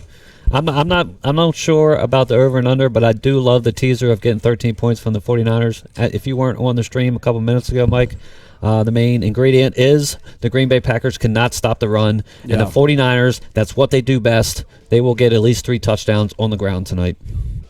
All right, so that goes on to, what are we on? My boom.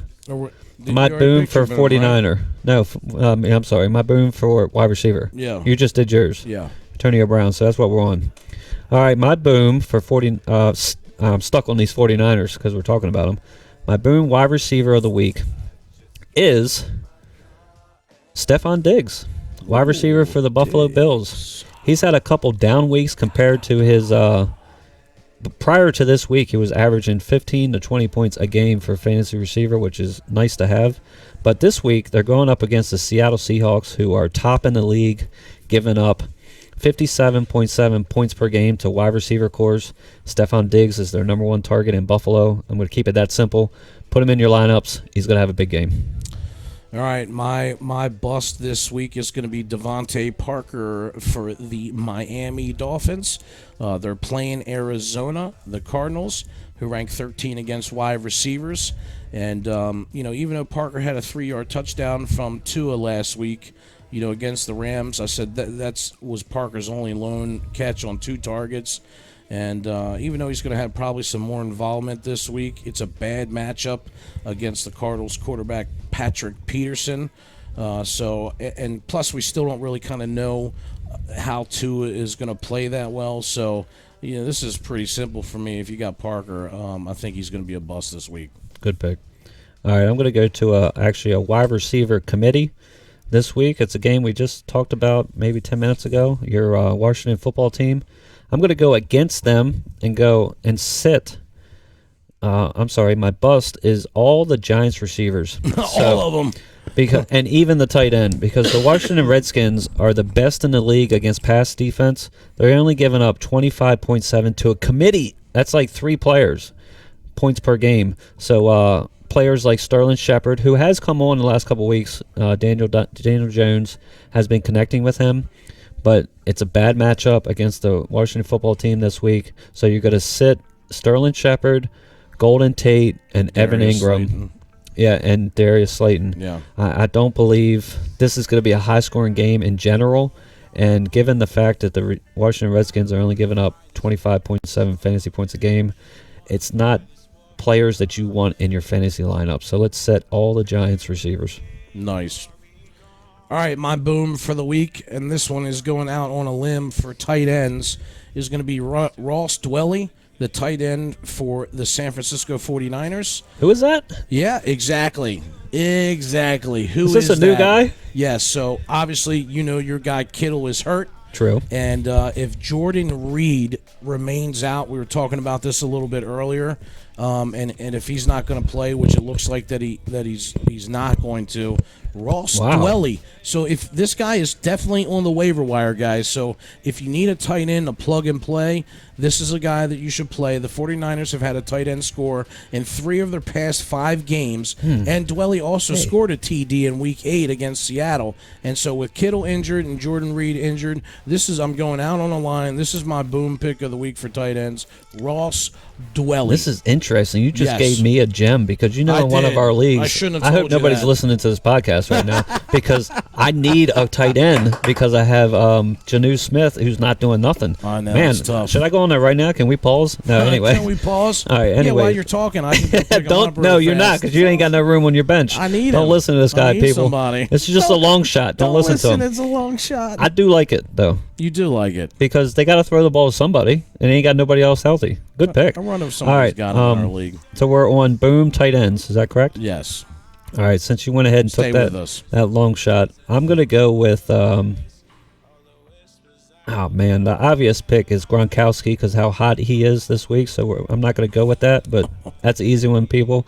But I'm going to go with a guy who's on one of your fantasy teams, and it's tight end Noah Fant this week against Atlanta. I really like what you were saying earlier He was in my about stardoms, so. Atlanta's defense giving up all those points to receivers. Well, guess what? They give up a lot of points to tight ends, too. They're giving up 18.9 points per game to tight ends. Noah Fant is back healthy, and he's one of Drew Lock's favorite targets. So if you guys got Noah Fant on your rosters, put him in that starting lineup and feel confident about it. He's going to put up points this week. Sweet. All right, so we're on to our bust for tight end, and my bust this week is going to be Hayden Hurst of the Atlanta Falcons. Wow. Yeah, he's he scored at least 10 points in the last 3 games in a row, but Denver hasn't allowed a tight end to score or gain more than 50 yards since week 1. How about that for a stat? And that includes matchups with Gronkowski, Eric Ebram, Travis Kelce, and Hunter Henry. So Hurst should definitely be considered a low-end starter in all leagues. It doesn't matter 10 or 12 PPR. So that's my bust for the week. I'm actually trying to trade for him in the league right now. You think it's a bad trade, or should I just not worry about this week and it'll be good in the long run? If you can use him later on, it's okay. I just don't like the matchup here. Okay, I see what you're saying. Against Denver. So. Well, I'm going with another big-name tight end that we're going to be a bust this week. It's unfortunate because I do believe that the Baltimore Ravens will win this game against Indy, but I don't believe Mark Andrews will put up a nice stat line for you because Indianapolis Colts are the best in the league against tight ends. Get this points per game stat. They're only giving up 6.7 points per game. Wow. I mean, that is amazing if you really think about it because we're halfway through the season. We've played 8 games, and they're giving up under a touchdown average, points based. So say they don't get a touchdown, that's only 3 catches for 30 yards on a average. Yeah. I mean, so that's something you don't want to put out there. And I do feel like the Ravens right now, even though they're still in a good spot record-wise, it seems to me that Lamar Jackson is a little bit off on his touch passes. And that's something that's a big priority for Mark Andrews, especially near the goal line. You want to get the ball up with some arc on it to give him an opportunity to go up there and take it out of the air. And I just think right now they're a little bit off rhythm. So, unfortunately, I got to sit Mark Andrews versus the Indianapolis defense. That's the main reason. So, just remember that, guys. Gotcha. All right, my bust for defense this week is going to be pretty, well, I wouldn't say pretty simple, but I'm going to go with the Houston Texans. They are having a rough year, of course, as we've talked about a lot, but I think that they're going to have an opportunity on defense here because, as you know, your boy is out with a thumb injury. This is your boom. This is your boom, right? This is my boom okay. at defense. Yeah, you Houston said bust. Texans. I'm sorry. Right. Are you sure now? Yeah, I'm sorry. It's all right, man. So your boy Minshew's out, so Jake Luton is going to be making his NFL start, and that definitely could lead to some sacks and some turnovers. So my boom is pretty simple. Houston Texans, they're coming off with a bye from last week. I like that. If you got them and you need them, start them. Yeah, because as we were saying earlier, Watson's probably going to have a big game. So the more they're up, gives their defense more opportunities to get turnovers. I like it. Huge. All right, so my boom of the week for defense is I'm going to go. I mean, the obvious pick is the Pittsburgh Steelers versus Dallas. So everybody remember that pick. But I'm going to go with the one I talked about earlier. I needed a defense in one of my fantasy leagues, and I picked up the Arizona Cardinals this week against the Miami Dolphins. For this main ingredient is because Tua obviously still has some time. He's got to get used to this offense. I just heard word that Myles Gaskin, who is one of their main targets and point producers, running back, who unfortunately, I don't know if it's an injury or COVID or whatever it was, but he's out this week. Devontae Parker is their next in line target. He's going up against Patrick Peterson, which is top 3, in my opinion, cornerback in the league with Arizona. So I think this could be a big win for the Cardinals this week. Their offense is playing great. I mean, they just beat Seattle a couple weeks ago. I mean, I know it was a comeback, but they won the game. So I can't sit. Oh, man, I can't say it enough. Arizona Cardinals this week is my boom. I like it. Defense. All right, my bust at defense is going to be the New York Giants. Normally I'm it's been rough being a Washington football team fan for so long, my entire life. But I feel like this is a game that they definitely can get done and win. And the Giants obviously have been a little bit shaky, and I love AG and McLaurin here. So my bust for the week is the New York Giants. All right, I like it. So we're really on board with this Washington football team. This week, that means you're gonna out. That means you're gonna win that pick'em. We're both gonna be 3-0. I love it. I'll take this. I'll take the Washington football team for lunch. No, it can't do it. So it's funny that here we go. You know what's interesting about these sit defenses, and we didn't plan this. You picked the team that you going against, the Washington Redskins. I have sitting Buffalo's defense against Seattle, and I picked them earlier. It's amazing that it worked out this way. I like that. And the main reason is because Russ is cooking. Russ is cooking. Yeah, with DK Metcalf, which we talked about the matchup. I know he's going to win against Josh Norman. Yeah, he's not a contender that can stop DK Metcalf. Nobody can. He's not going to put up 40 fantasy points like last week, but I do believe, which he has been averaging about 20 fantasy points a game. And it just matters if he breaks one for 70 yards. That's how you get that extra 10 points, just like that.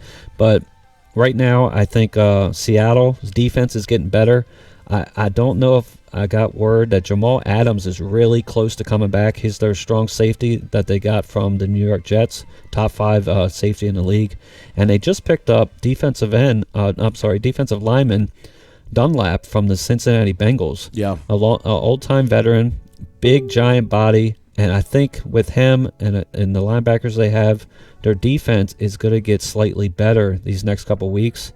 And it's going to make them a juggernaut in the NFC. So I got to go anybody that they're playing against, I'm going to set their defense. So Buffalo is a no-go for me this week. Awesome. Well, there you go. There's some boom and bust. When we come back, we're going to do the big segment for our week, which is our start 'em and sit 'em for every single position. This is the one that you're going to want to pay attention to. We're going to go a little bit more in depth with some of these players. So just hang tight. You're watching the Fantasy Football Huddle with Jay Stacks and my man Get Some Wilkie. Yeah, boy. Special guest Flo challenges the hand models to show off the ease of comparing rates with Progressive's Home Quote Explorer. International hand model John gets personal. Your wayward pinky is grotesque. Then, a high-stakes patty cake battle royale ends in triumph. You have the upper hand. It's a race to the lowest rate and so much more. Only on the Upper Hands. Don't forget to hit subscribe. Lower left. My left. Kobe taught us to be better. Don't cheat me. Push it. Wake up every single day to get better today than you were yesterday. Whatever it takes. Better dreamer. Better waker. Better stretcher.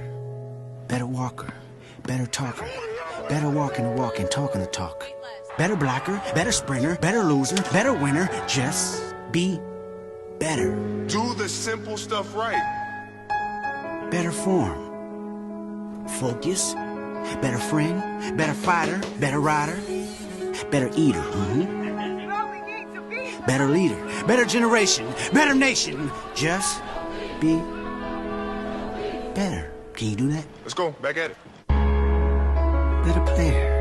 Better shooter. Better scorer. Better GOAT. Yep. Better GOAT. Better mentor. Better minor. Major. Mover. Shaker. Better skater. Better artist. Yeah. Better teacher. Better preacher. Better believer. Better first. Better future. Better hero. Again. Better hero. Better mother. Yeah. Better father. Better father. Better father. Better father. Better father. Better me. Better you. Better us. Mamba out. Better. Forever.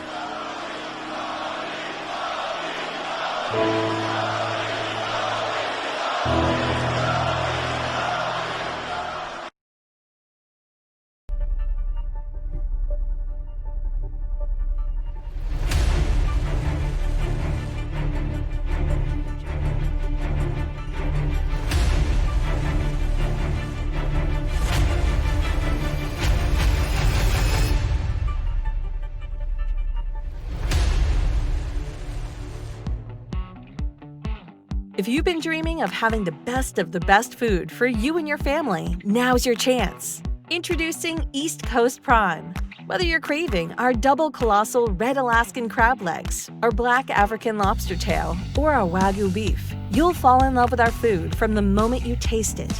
Mouth-watering burgers, prime center-cut filet, wild-caught salmon, prime-cut New York strip and ribeye. We also have chicken, lamb, and pork. At East Coast Prime, we only sell the best of the best products, and we sell it for less than our competition. The best part is, we'll bring it to you. Free delivery right to your door. Or you can order from our website and we'll ship it to you. We have packages for everyone. And if we don't, we'll make you a custom package to fit your needs. Isn't it time that your family eats like kings and queens? Call us at 570-903-4095 or check us out on the web at eastcoast-prime.com.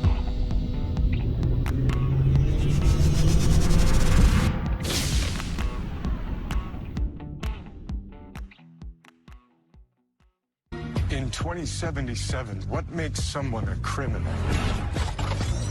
Getting caught. In Night City, you can become anyone, anything, if your body can pay the price. So seize the day, then set it on fire. Rated M for mature. If you're in the Richmond area and you need Q repair, head on over to Raymond's Pro Shop. 804-301-3666 inside Diamond Billiards in Richmond.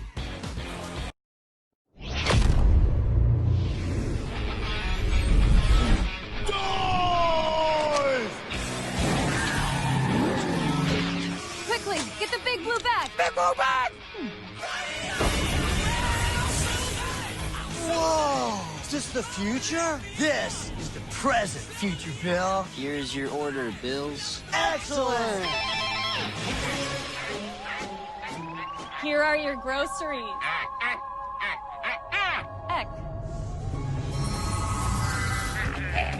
That's all coffee, right? Coffee! Coffee! Coffee! Whoa.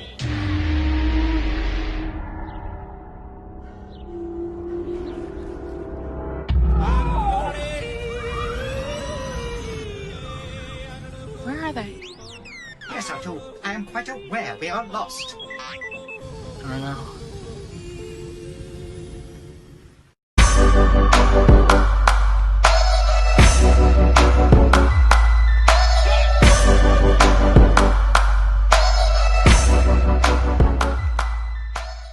I don't wanna stay here, no. Ain't gonna keep it low now. If you wanna go, let's go. Let's wrap it up and hit the road. I just got an awesome vibe. Striking the winner post now. Liberty's on my mind. We've taken off, we've left the ground.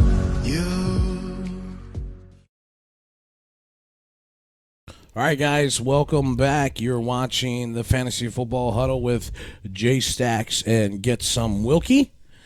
Now, this is the biggest part. This is the one that you want to make sure that you're watching because this is going to be the start on them and sit them for Week 9. They get you through and get that win to move on as we're getting down to the nitty-gritty. Most of the leagues are getting close to the playoffs. Ours is it starts Week 14, right? So, yep. More than halfway there as I'm pulling ahead in a couple of our leagues. So what do you want to start with here? First, start with your stardoms at quarterback, or did you want to go over something else first? What did you want to do? You want to talk about the power rankings real quick? That's something. Sure, that we yeah, didn't let's talk about discuss. that. We mentioned I loaded it that up before a little bit earlier, and we figured out, found a good source that it was something that's comfortable with what we believed in ourselves, and here we are. We got, as we were talking, the Pittsburgh Steelers, the only undefeated team left in the league. And, I mean, do you like still having Kansas City at number 2, or would you put a team like Seattle above them? What's your opinion? I don't know, man. I think that, honestly, I like KC at number 2. I mean, their passing game, is, just like it says right here, is just cranked up with crazy numbers. Sure. With Mahomes with 5 touchdowns. Now, mind you, it's against the Jets. But, he can do this against any single team out there. Yep. And I think that it's really goes back and forth here. I mean, you can switch 2 and 3 out because I like Seattle, but I think the differentiator here is that Kansas City has actually a decent defense, Sure. and Seattle has no defense. So, I mean, I think that that's probably what the main problem there for me is having Seattle number 2. That's why I wanted to ask you to see your opinion. I wanted to get a quick reaction out of you because I believe the same thing. If we all remember, the only loss that Kansas City had was that fluke game, I believe, deep down against the Las Vegas Raiders, because their defense gave up 41 points. So, obviously, when you give up 41 points, most of the time you're going to lose anyways. Sure.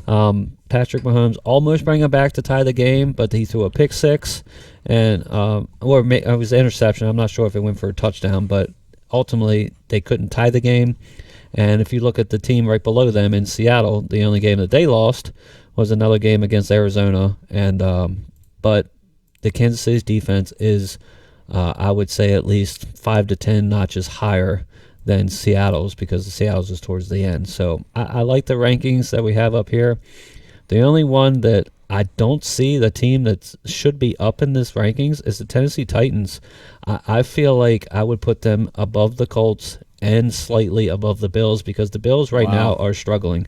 I just love their team and their coaching staff. And with A.J. Brown back, I know they lost last week against the Bengals. It was a big win for them, but I'm sure a lot of people have them probably 3 or 4 below the rankings that we see. I mean, teams that we don't see in this top 7 are like the Titans, as I'm saying, and the Green Bay Packers. I mean, there's a couple other teams, but we're halfway through the year, so these things can switch around. But let's go back to the top 7, and obviously a lot of people are talking about the Buccaneers, and I get it, because they have a top 10 defense, and they're adding Antonio Brown. The only thing that scares me is the chemistry of Antonio Brown coming in, because I truly believe at this moment in his career, he's not as good as receiver as Chris Godwin. So what happens when Chris Godwin comes back? How do they share the ball without getting somebody, I wouldn't say pissed off, but just angry that they're not getting opportunities? Well, I think that the only person really that's going to get upset is Antonio Brown. I mean, Godwin's a little bit younger, so I think that he understands. I think that they're happy, that he's coming in, and part of the things that you're going to see is, and what's going to open up the opportunity for Godwin a little bit, is that I do believe that they're going to double team Antonio Brown, sure, which is going to open up some more opportunities for Godwin, Mike Evans, and Gronk. And I think you look at the weapons here that they have. And it's crazy. If Brady can't get, I really think that they can win that division. I know you like. It's going to be close, yeah. But that means the Saints. Yeah, I know you like the Saints, but I just don't. I think that their pass rush is very, very good, and I think that as long as the offensive line can hold these people off, having Brady on the field is like having a coach. It's just like when Manning was on the field. Sure. He controlled the game. You didn't really need to call in plays. He could run everything himself, and I think Brady is in that similar situation where, he can manage the whole entire game right on the field. Especially, when you have weapons like he does. He's going to call an audible right before and say, hey, I'm going to throw a little slant to Gronk. Or when Chris Godwin comes back, as you mentioned, he's basically going to be playing in the slot, because now they're going to have Mike Evans on the far right or left, and then Antonio Brown opposite on their, say, 3 and 4 wide receiver sets. The only thing that obviously this week is huge, and everybody be out there watching this game. It's the night game, Sunday night. It's the second matchup with the New Orleans Saints versus the Tampa Bay Buccaneers. And if everybody remembers, the Saints won the first matchup. So for this division is a big game, because like you're saying, if the Bucs can win and make it 1-1, it's going to come down to later in the year. But if the Saints can win, that would move the Saints to 6-2. With 2 wins over Buccaneers, and then the Buccaneers will go to 6-3. So this is the game to put which team in the front of the race, in my opinion. I think the other thing too that you have to look at too, if you're really taking a look at this, is the fight between Drew Brees and Tom Brady for the most all-time touchdowns. If you remember, Tom Brady just passed. was just passing Drew Brees at 561, and then Drew Brees has got 560 touchdowns. I mean, how crazy is that? Yeah. Because the next guy after that is Peyton, your boy, Is the GOAT, at 539. So these guys are these are the only two guys out there right now that are still playing, and Brady's 41 years old. And don't everybody forget, don't always leave Peyton out of that conversation, because don't forget he missed a year and a half with his neck injury. So they still would be chasing Peyton Manning if he didn't have those injuries. Yes, they're probably going to eventually get to him. But let's not forget that these three guys, Tom Brady, Drew Brees, Peyton Manning, are some of the best quarterbacks we've ever seen in our lifetime, especially for our era. So I'm excited about this matchup coming up. Obviously, for me, I am biased when it comes to fantasy points and situations. A lot of people even ask me when I did this trade for Tom Brady, what are you doing? You don't like Tom Brady. It's not that I don't like him. Yeah. I just don't agree with certain situations of people calling him the GOAT. He was on a great team. He's an awesome player. So I'm proving it right now that I'm biased, and I'm going to put him on my fantasy team. You're unbiased. I'm sorry. I meant to say, I'm unbiased when it comes to fantasy points, yes. And for that reason. This is my game of the week, I think, probably. It's a wonderful game. There's a couple good games. I'm looking at them right now. We have that game. And it's at 8:20 Sunday night, so it's a late game. You don't have nothing else to watch but this. So we have the Seahawks and Bills. Yeah. That's another good game. We got the Bears and Titans. I think that's going to be a very competitive game that a lot of people don't think. And then you have the Ravens and Colts. So, I mean, these four matchups, and this one in particular, is something we get to watch. And good for us. We get to lay down late night, 8:20, and watch the whole game. Wait, man. And for me, I might be actually coming back in my fantasy. I'm obviously going to be rooting for Tom Brady to throw 4 or 5 touchdowns, but in the end, I'm also rooting for Drew Brees on the other side. He's always been one favorite player of mine, and I truly believe if they get this win, and then say next week or the week after they get Michael Thomas back, I'm with them. I'm on board with riding them to win that division. Both teams are going to be in the playoffs regardless. We can see that, and we know that's going to happen because they have great coaches and players in general. But, hey, how can we make this one of our lunch bets? Can I have the Saints? You want got to it. take the Bucks? Yeah, you got it. Oh, yeah? Yeah, you got it. Wow, you guys heard that. Confirmation.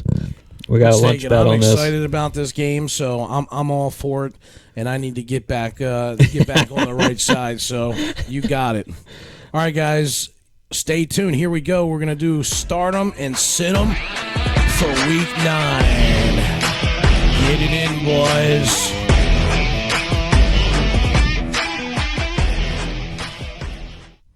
Man, this is the one that's going to make or break you.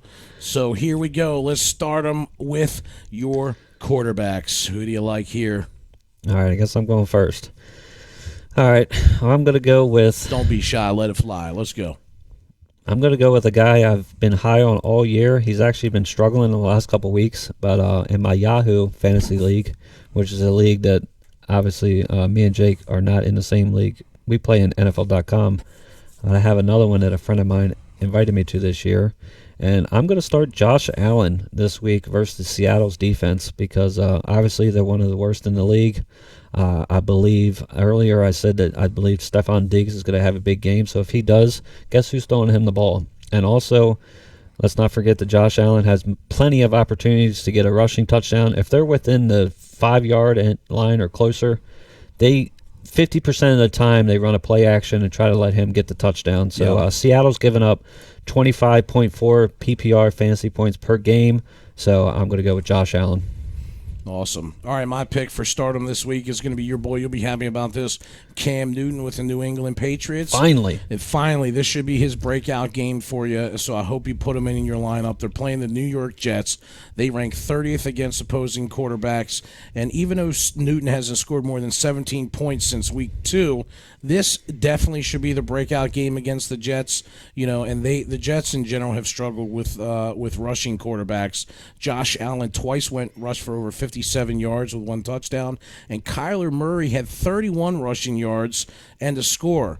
And even though Newton can rush a little bit, hopefully he's going to have some success through the air. 3 of the past 4 opposing quarterbacks against New York Jets, Kyler Murray Allen, and Patrick Mahomes all had at least 300 passing yards. So I'm buying back into Newton right here, and I think that he's going to get going this week and put up some big points. So thank God. I hope he does. Put him in your lineup there, Wilkie. He's my number one quarterback in one of my leagues. My draft did not go well when it came to flexing quarterbacks, but I'm going to rely on the rest of my lineup, and I'm just happy to I'm going to get 20 plus from Cam this week, and I feel good about that. So let's go to our sit-em quarterback of the week. I already talked about Teddy Bridgewater was my bust, but I'm going to go with, and this is a game you just talked about. It's funny that you bring up New England. I'm going to go with the quarterback that's going against New England this week. It's Sam Darnold from the New York Jets, and it's pretty simple. It's not a lot I need to say about this, but New England, regardless that they have a bad record, I think they're 2-5, but their defense is still pretty good given the situation that they lost 7 starters in the offseason because of COVID and yada yada. But their defense still, for passing against quarterbacks, they're only giving up 14 points per game. The Jets are the lowest in the league when it comes to offense, so let's do that. Let's sit Sam Darnold. All right, my sit-em for the week is going to be a little bit of a surprise to you. It's going to be Ryan Tannehill with the Tennessee Titans. Of course, they're playing Chicago, as you know. Boom, boom, right here. Yeah, Chicago Bears. They're 7th against opposing quarterbacks. And while I expect Tannehill is probably going to have an okay week, I don't expect him to have a super high ceiling. You know, he'll probably finish in the range somewhere around about 20 fantasy points if I had to guess. The Bears have only allowed 2 quarterbacks to score multiple touchdowns against them, and that was Jared Goff and Drew Brees. And both of those came within the past 2 weeks. But they also shut down Matthew Stafford, they shut down Matt Ryan, and they shut down Tom Brady so far this year. And Tannehill's 2 modest games the past 2 weeks have come without, their standout left tackle, Taylor Lewan. So he's been sidelined. So, Tannehill's going to get to face Khalil Mack in this matchup. And that's a good point. I don't love it at all. So I'm saying if you have a different option, sit Tannehill here. I like it. It's rough for me because I'm forced. I have A.J. Brown as a receiver in fantasy. I'm forced to play him even though it's a bad matchup. I got to because of the opportunity of him breaking it loose. But I do believe you're right about him being limited. I see it as a big week for Derrick Henry because they can run the ball against the Chicago. So I'm sure you're happy about that, Jake, because you just traded for the Big Mac in Derrick Henry. Yeah, so that'd be good for you. Let's go to our stardom at running back. Is that where we're at? Yep, that's exactly where we're at. All right, I'm going to go... I'm going to go with a guy that actually, for the first time, is one of my players. I was really high on him this year. He's in one of the best offenses in the league. I'm going to go with running back Clyde Edwards-Helaire for Kansas City. You love a I do, and CEH, don't you? And I get it. A lot of people out there are probably like, oh, now they have Le'Veon Bell. And they did use him a little bit last week, but if you notice, the game script was attacking the New York Jets, which is what Coach Andy Reid does best. He does what he's supposed to do against the defense. Say they have a bad pass defense, he's going to attack them in the air. It's what he did to the Jets last week. Well, the Carolina Panthers are they're giving up 30.3 fantasy points to running backs this year. I believe it's going to be a 2-headed monster in Clyde Edwards-Helaire and Le'Veon Bell this week, along with, say, like Travis Kelce across the middle and play action.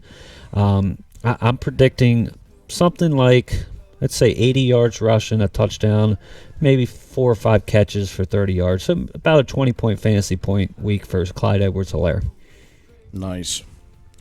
All right, my stardom for this week, and you saw this a little bit earlier on when we were talking, is DJ Dallas. And everybody's going to say, long shot. Who the heck is DJ Dallas? Well, he's the running back for the Seattle Seahawks.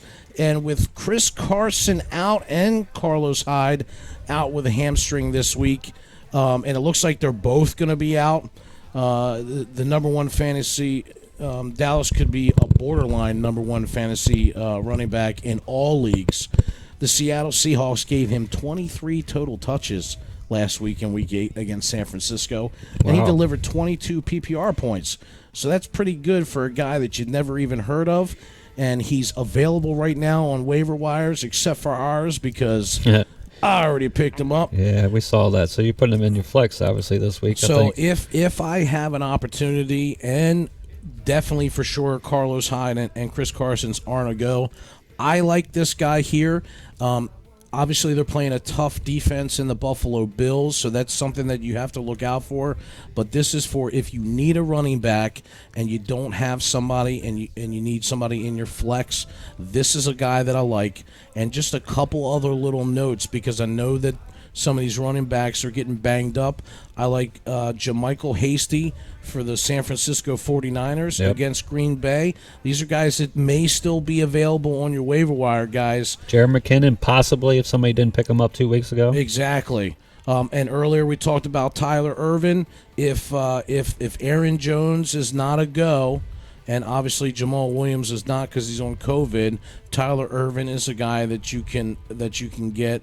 And a little surprise on a sleeper is Matt Breida. We haven't heard this name for a while, but you were talking about Myles Gaskins. Yep. If his, with his knee and he's out, this is another guy that you can probably flex in. Just be careful, because more than likely Jordan Howard's still going to get some touches, but this is like a must-need scenario. These are guys that you can use that are probably still available in your lineup. Right. So I like it. Good pick. All right, so we're going to our sit for running backs. You already mentioned Jonathan Taylor as a bust, and I had Ronald Jones as a bust.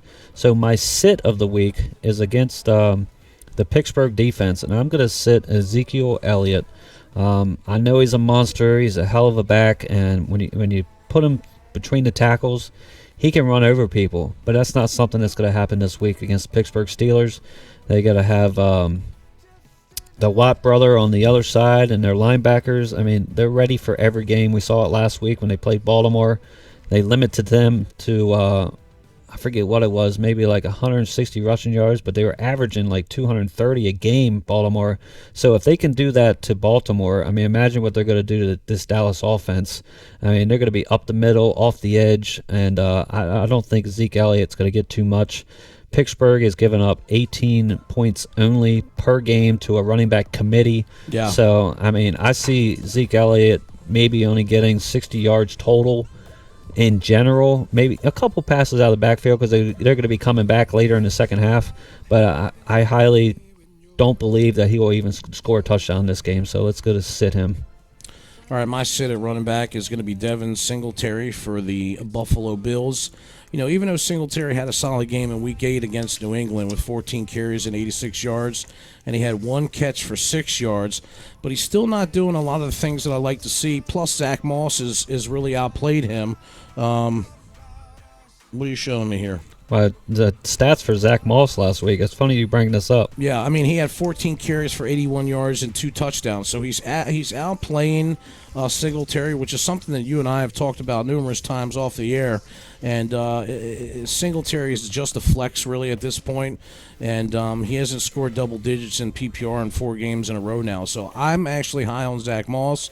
So Devin Singletary, if you got him in your lineup, he's my sit-em this week. All right. We're talking to you out there, Rick. Yeah. We know you got him on Rick, your team. we know you got him, man. Just sit him. Sit him now. Or if you're playing me, you can start him.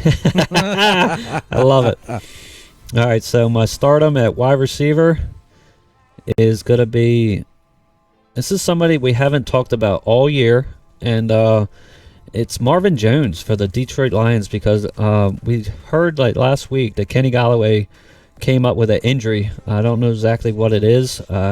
It's unfortunate I didn't follow that injury to the point, but Marvin Jones last week was putting up some big numbers. Yeah, we liked him when we were watching that game. Yeah, remember we were like, is that Golladay? And we're like, no, Marvin Jones again. So it's something that Stafford's going to have to throw the ball to Marvin Jones and T.J. Hockenson now, because Kenny Galladay's out. Hockenson is their tight end, but the Minnesota Vikings are giving up 46.2 PPR points per game. I mean, look what Devontae Adams did to him last week, Minnesota. Even though they lost the game because Dalvin Cook ran all over Green Bay, but Minnesota is really struggling in the secondary. So I think this is a big pickup. He possibly could be on the waiver wire because he wasn't doing nothing before last week. Let's start Marvin Jones with confidence against the Minnesota Vikings. I like it. My stardom this week is going to be Christian Kirk, another guy that we talked about the other night on the phone. You know, even though the matchup isn't great because they're playing Miami and Miami's got a strong defense, I'm going to ride the hot hand here with Kurt, you know, who went into Arizona's bye in Week 8 averaging 18 PPR points in the past 3 games. And he's had 2 games over that span where he's seen at least 7 targets, and he probably should be considered a number 2 fantasy receiver in all leagues. And even though I said it's not an easy matchup, of course, against Miami's secondary, but the Dolphins aren't going to be able to stop DeAndre Hopkins and Christian Kirk. So based off his level of production, Kirk will hopefully stay hot in fantasy, you know, in this week's fantasy football Week 9. So I really believe that offense, Arizona in general, is going to be really hot these next 3 to 5 weeks, because anybody that doesn't know, Kenyon Drake got hurt for the running back committee, and they were throwing about 6 or 7 screen passes to Chase Edmonds last week, and now he's their starting running back. I truly believe that'd be my start of the week, probably. Yes, Edmonds. I like him. Absolutely. I just traded for him in both of our leagues at NFL.com, and a lot of people were asking me why. This is the reason, because I think he has more availability and versatility than Kenyon Drake did, and now he's the starting back. He's going to get all the carries, all the catches. Yeah. So that offense is going to be incredible. Where are we at? So we're on wide receiver starts. Let's see. No, I just did my wide receiver start. Yeah, so we're at sit 'em. Sit 'em. Wide receiver sit 'em. I'm sorry, guys. Sorry, man. All right, so I already mentioned. Too fast for you this did week, I already fine. mention Robbie Anderson was my bust? Is that correct? I think so, yeah. No, my bust was the Giants receivers. So my sit-em is Robbie Anderson this week. Unfortunately, I think he's a great athlete, and he's been wonderful this whole year in fantasy. I know you've loved having him on your team, Jake, in one of our leagues, but he's going up against Kansas City's defense, and they're only giving up 31.4 PPR fantasy points per game. He plays a lot of his receiving out of the outside and stretch, and you got to be careful on the back end because they got the Honey Badger back there protecting long passes. I think this is going to be more of a Christian McCaffrey comeback game. He's going to be getting like screen passes out of the side, and maybe Mike Davis getting the ball towards the middle. I don't think that the receivers are going to do a lot, so my sit of the week is Robbie Anderson from Carolina. All right, this is going to be really hard for me to say this one, but we talked about this earlier as well outside. And, you know, in a normal situation, we always talk about guys that are studs that you have to start. And typically, and because this guy is on my team, I'd say Amari Cooper is one of those players. But I just can't get my head around it this week. First of all, they're playing Pittsburgh Steelers, all right, which we know has a stacked defense. And the problem is that this guy who's the quarterback for the Dallas Cowboys, Brian DiNucci, is absolutely terrible. I mean, it's one thing that Dak went down, and that wasn't bad enough. But now you got Andy Dalton coming in, who wasn't really a great backup, and now he's out for an illness. And I'm sorry, not Brian. It's Ben DiNucci. So I think that this is one of those times where Amari Cooper is always a must start in every league, but you've got to find some way to get somebody else in there, because even though he's a great receiver, the guy can't throw the ball to him. Right. You know what I mean? And he only had 1 catch for 5 yards last week, which is nuts. And so it could get really ugly this week really ugly. So I'd say that whole wide receiver core with C.D. Lamb and Michael Gallup and Amari Cooper, please, for the love of baby Jeebus, sit these guys against the Pittsburgh Steelers. I like it. I think the only player that might get, say, 10 points would maybe be Dalton Schultz, because he's a tight end. Yes. And because of Pittsburgh's... Maybe a check down. Yeah, because of their pass rush up the middle, Dalton Schultz might get a couple passes across the middle, but regardless of the guys out wide, he's not going to have enough time to get the ball to them because of Pittsburgh's pass rush. So good sit, Jake. I like it. All right, so now we're on to tight ends. Yeah, who do you like to start for my your start, tight ends? I'm going to go to a different zone and section here. I'm going to go to A quarterback that I'm really high on, who I actually was going to trade for before I got Tom Brady. You like Hill? I like Justin Herbert, the way he's playing right now. So my start of the week is the tight end for the Los Angeles Chargers, and that's Hunter Henry. Obviously, he's been throwing a little bit more to Keenan Allen and Mike Williams, but I think this week, because they're playing the Las Vegas Raiders, I think the middle of the field is going to be open, and I do believe if they're within, like, say, the 10-yard line, there's going to be a little bit more play action, and I like how Justin Herbert's playing. I mean, his emotions, regardless if they what are you doing there? Trying to check me out of the way? Trying to check you. This is what we're going to do. We're going to check them downfield. All right, yeah. So Hunter Henry's going to check that defender out of the way, jump up and get it. I predict a touchdown this week and probably about 70 or 80 yards total throughout the game. I know it seems a little high, but I just really believe that game in general could have a lot of points to it. So now he has opportunity. Well, I'm going to tell you, my stardom this week, and this is really tough because I like both of these guys, and I have them both on the same team, is Rob Gronkowski and Noah Fant. Yep. Fant.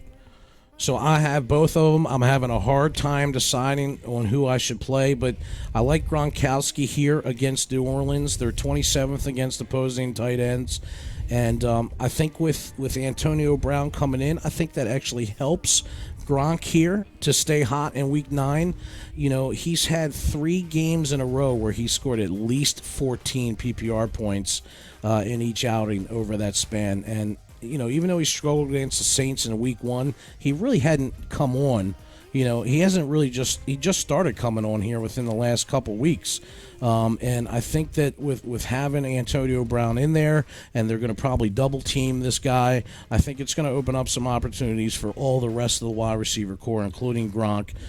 So, you know, he's definitely a top 5 fantasy tight end in all league, no matter what. If I was in your situation and had 2 tight ends like that, and I'm looking at your trade one. I'm looking at you. I'm actually because I do need one. I told you let's make a deal. Real quick, remember we were talking about sitting Ronald Jones for you earlier.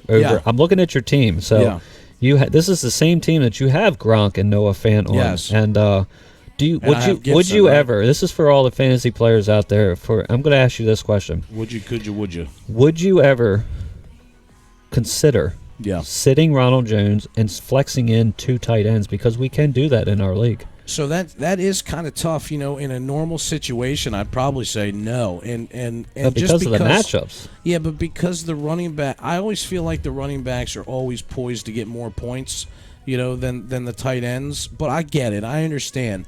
But I think that this is almost like a how do you say this? I feel like it's a trap with Ronald Jones. Like, I truly feel like they punished him last week for that fumble.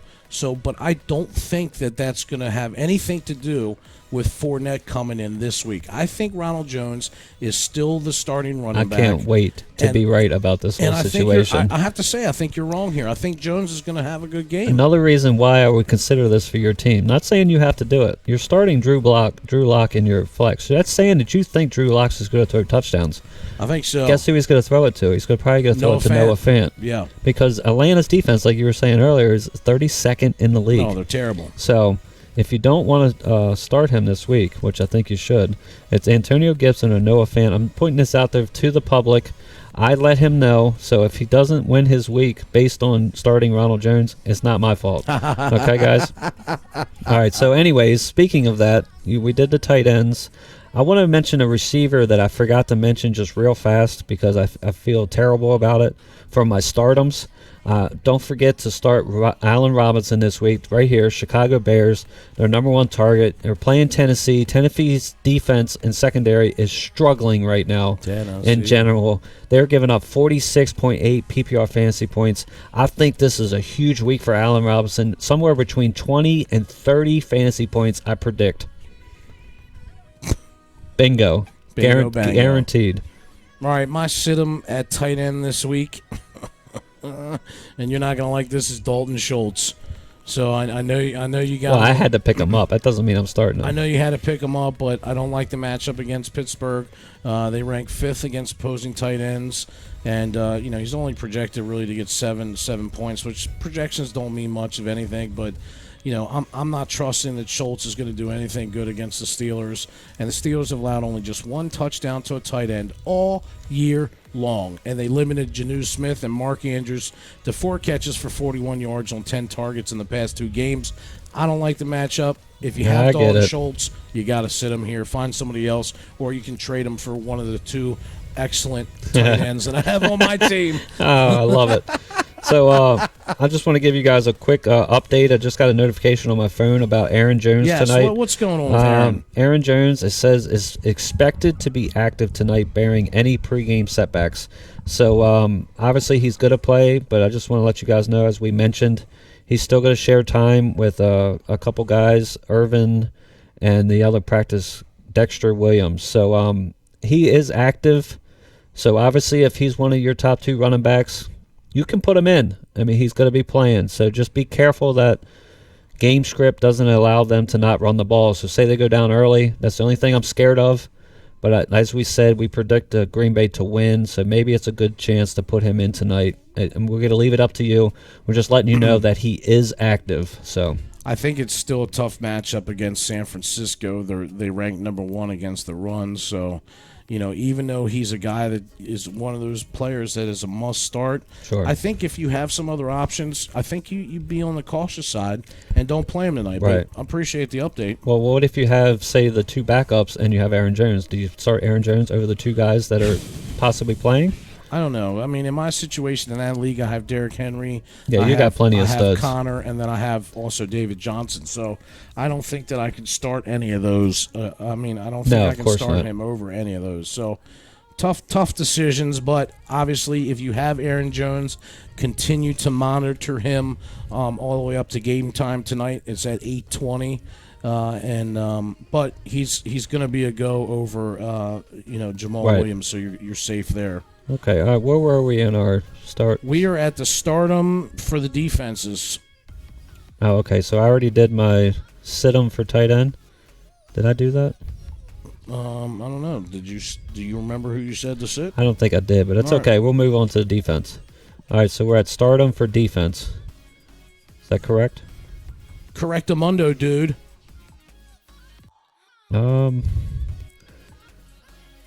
I'm just going to make this simple. We're talking about it on the whole podcast. We're going to keep up with it. The number 1 defense in the league, number 1 ranked team in the league, Pittsburgh against Dallas.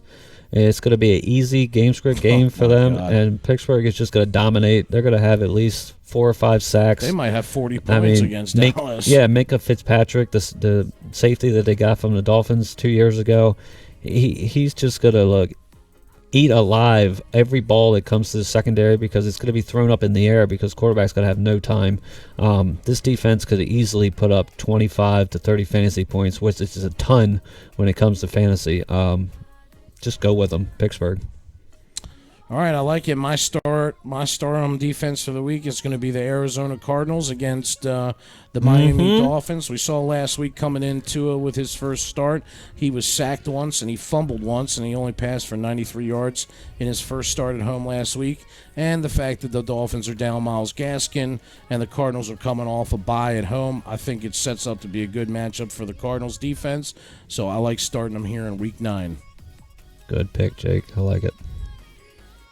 All right, so that seals up our... Well, who's your sit-em? Who's your sit-em defense? Oh, sit-em. I always forget about that. Well,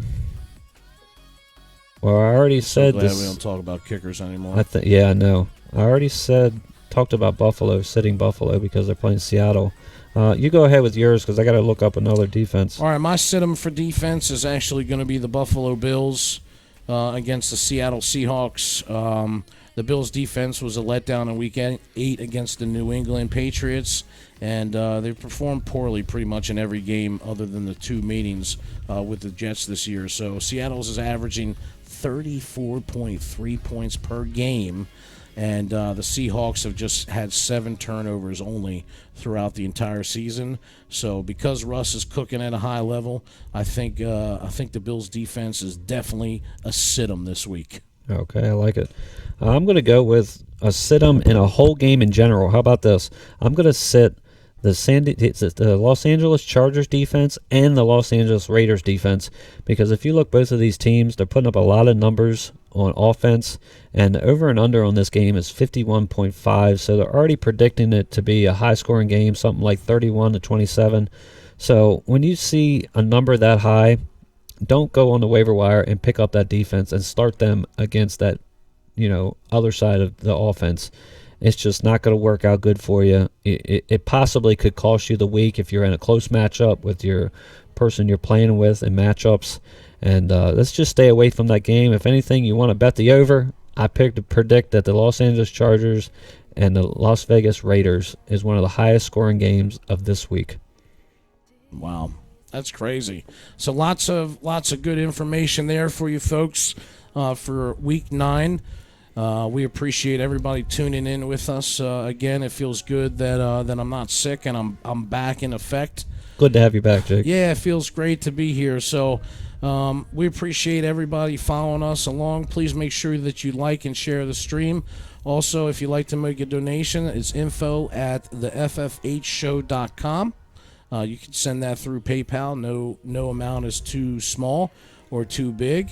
And hey, thanks for tuning into the Fantasy Football Huddle. I'm Jay Stacks along with my main man, Shaun Wilkie. Get some. And we'll be back next Thursday around 2 to 3 o'clock. So make sure you tune in, guys. Everybody have a good day. All right, man. Thank you, guys. Enjoy the game tonight, all right? From the USA, it's the Fantasy Football Huddle with Shaun Get Some Wilkie and Jake J Stacks Lawson. Broadcast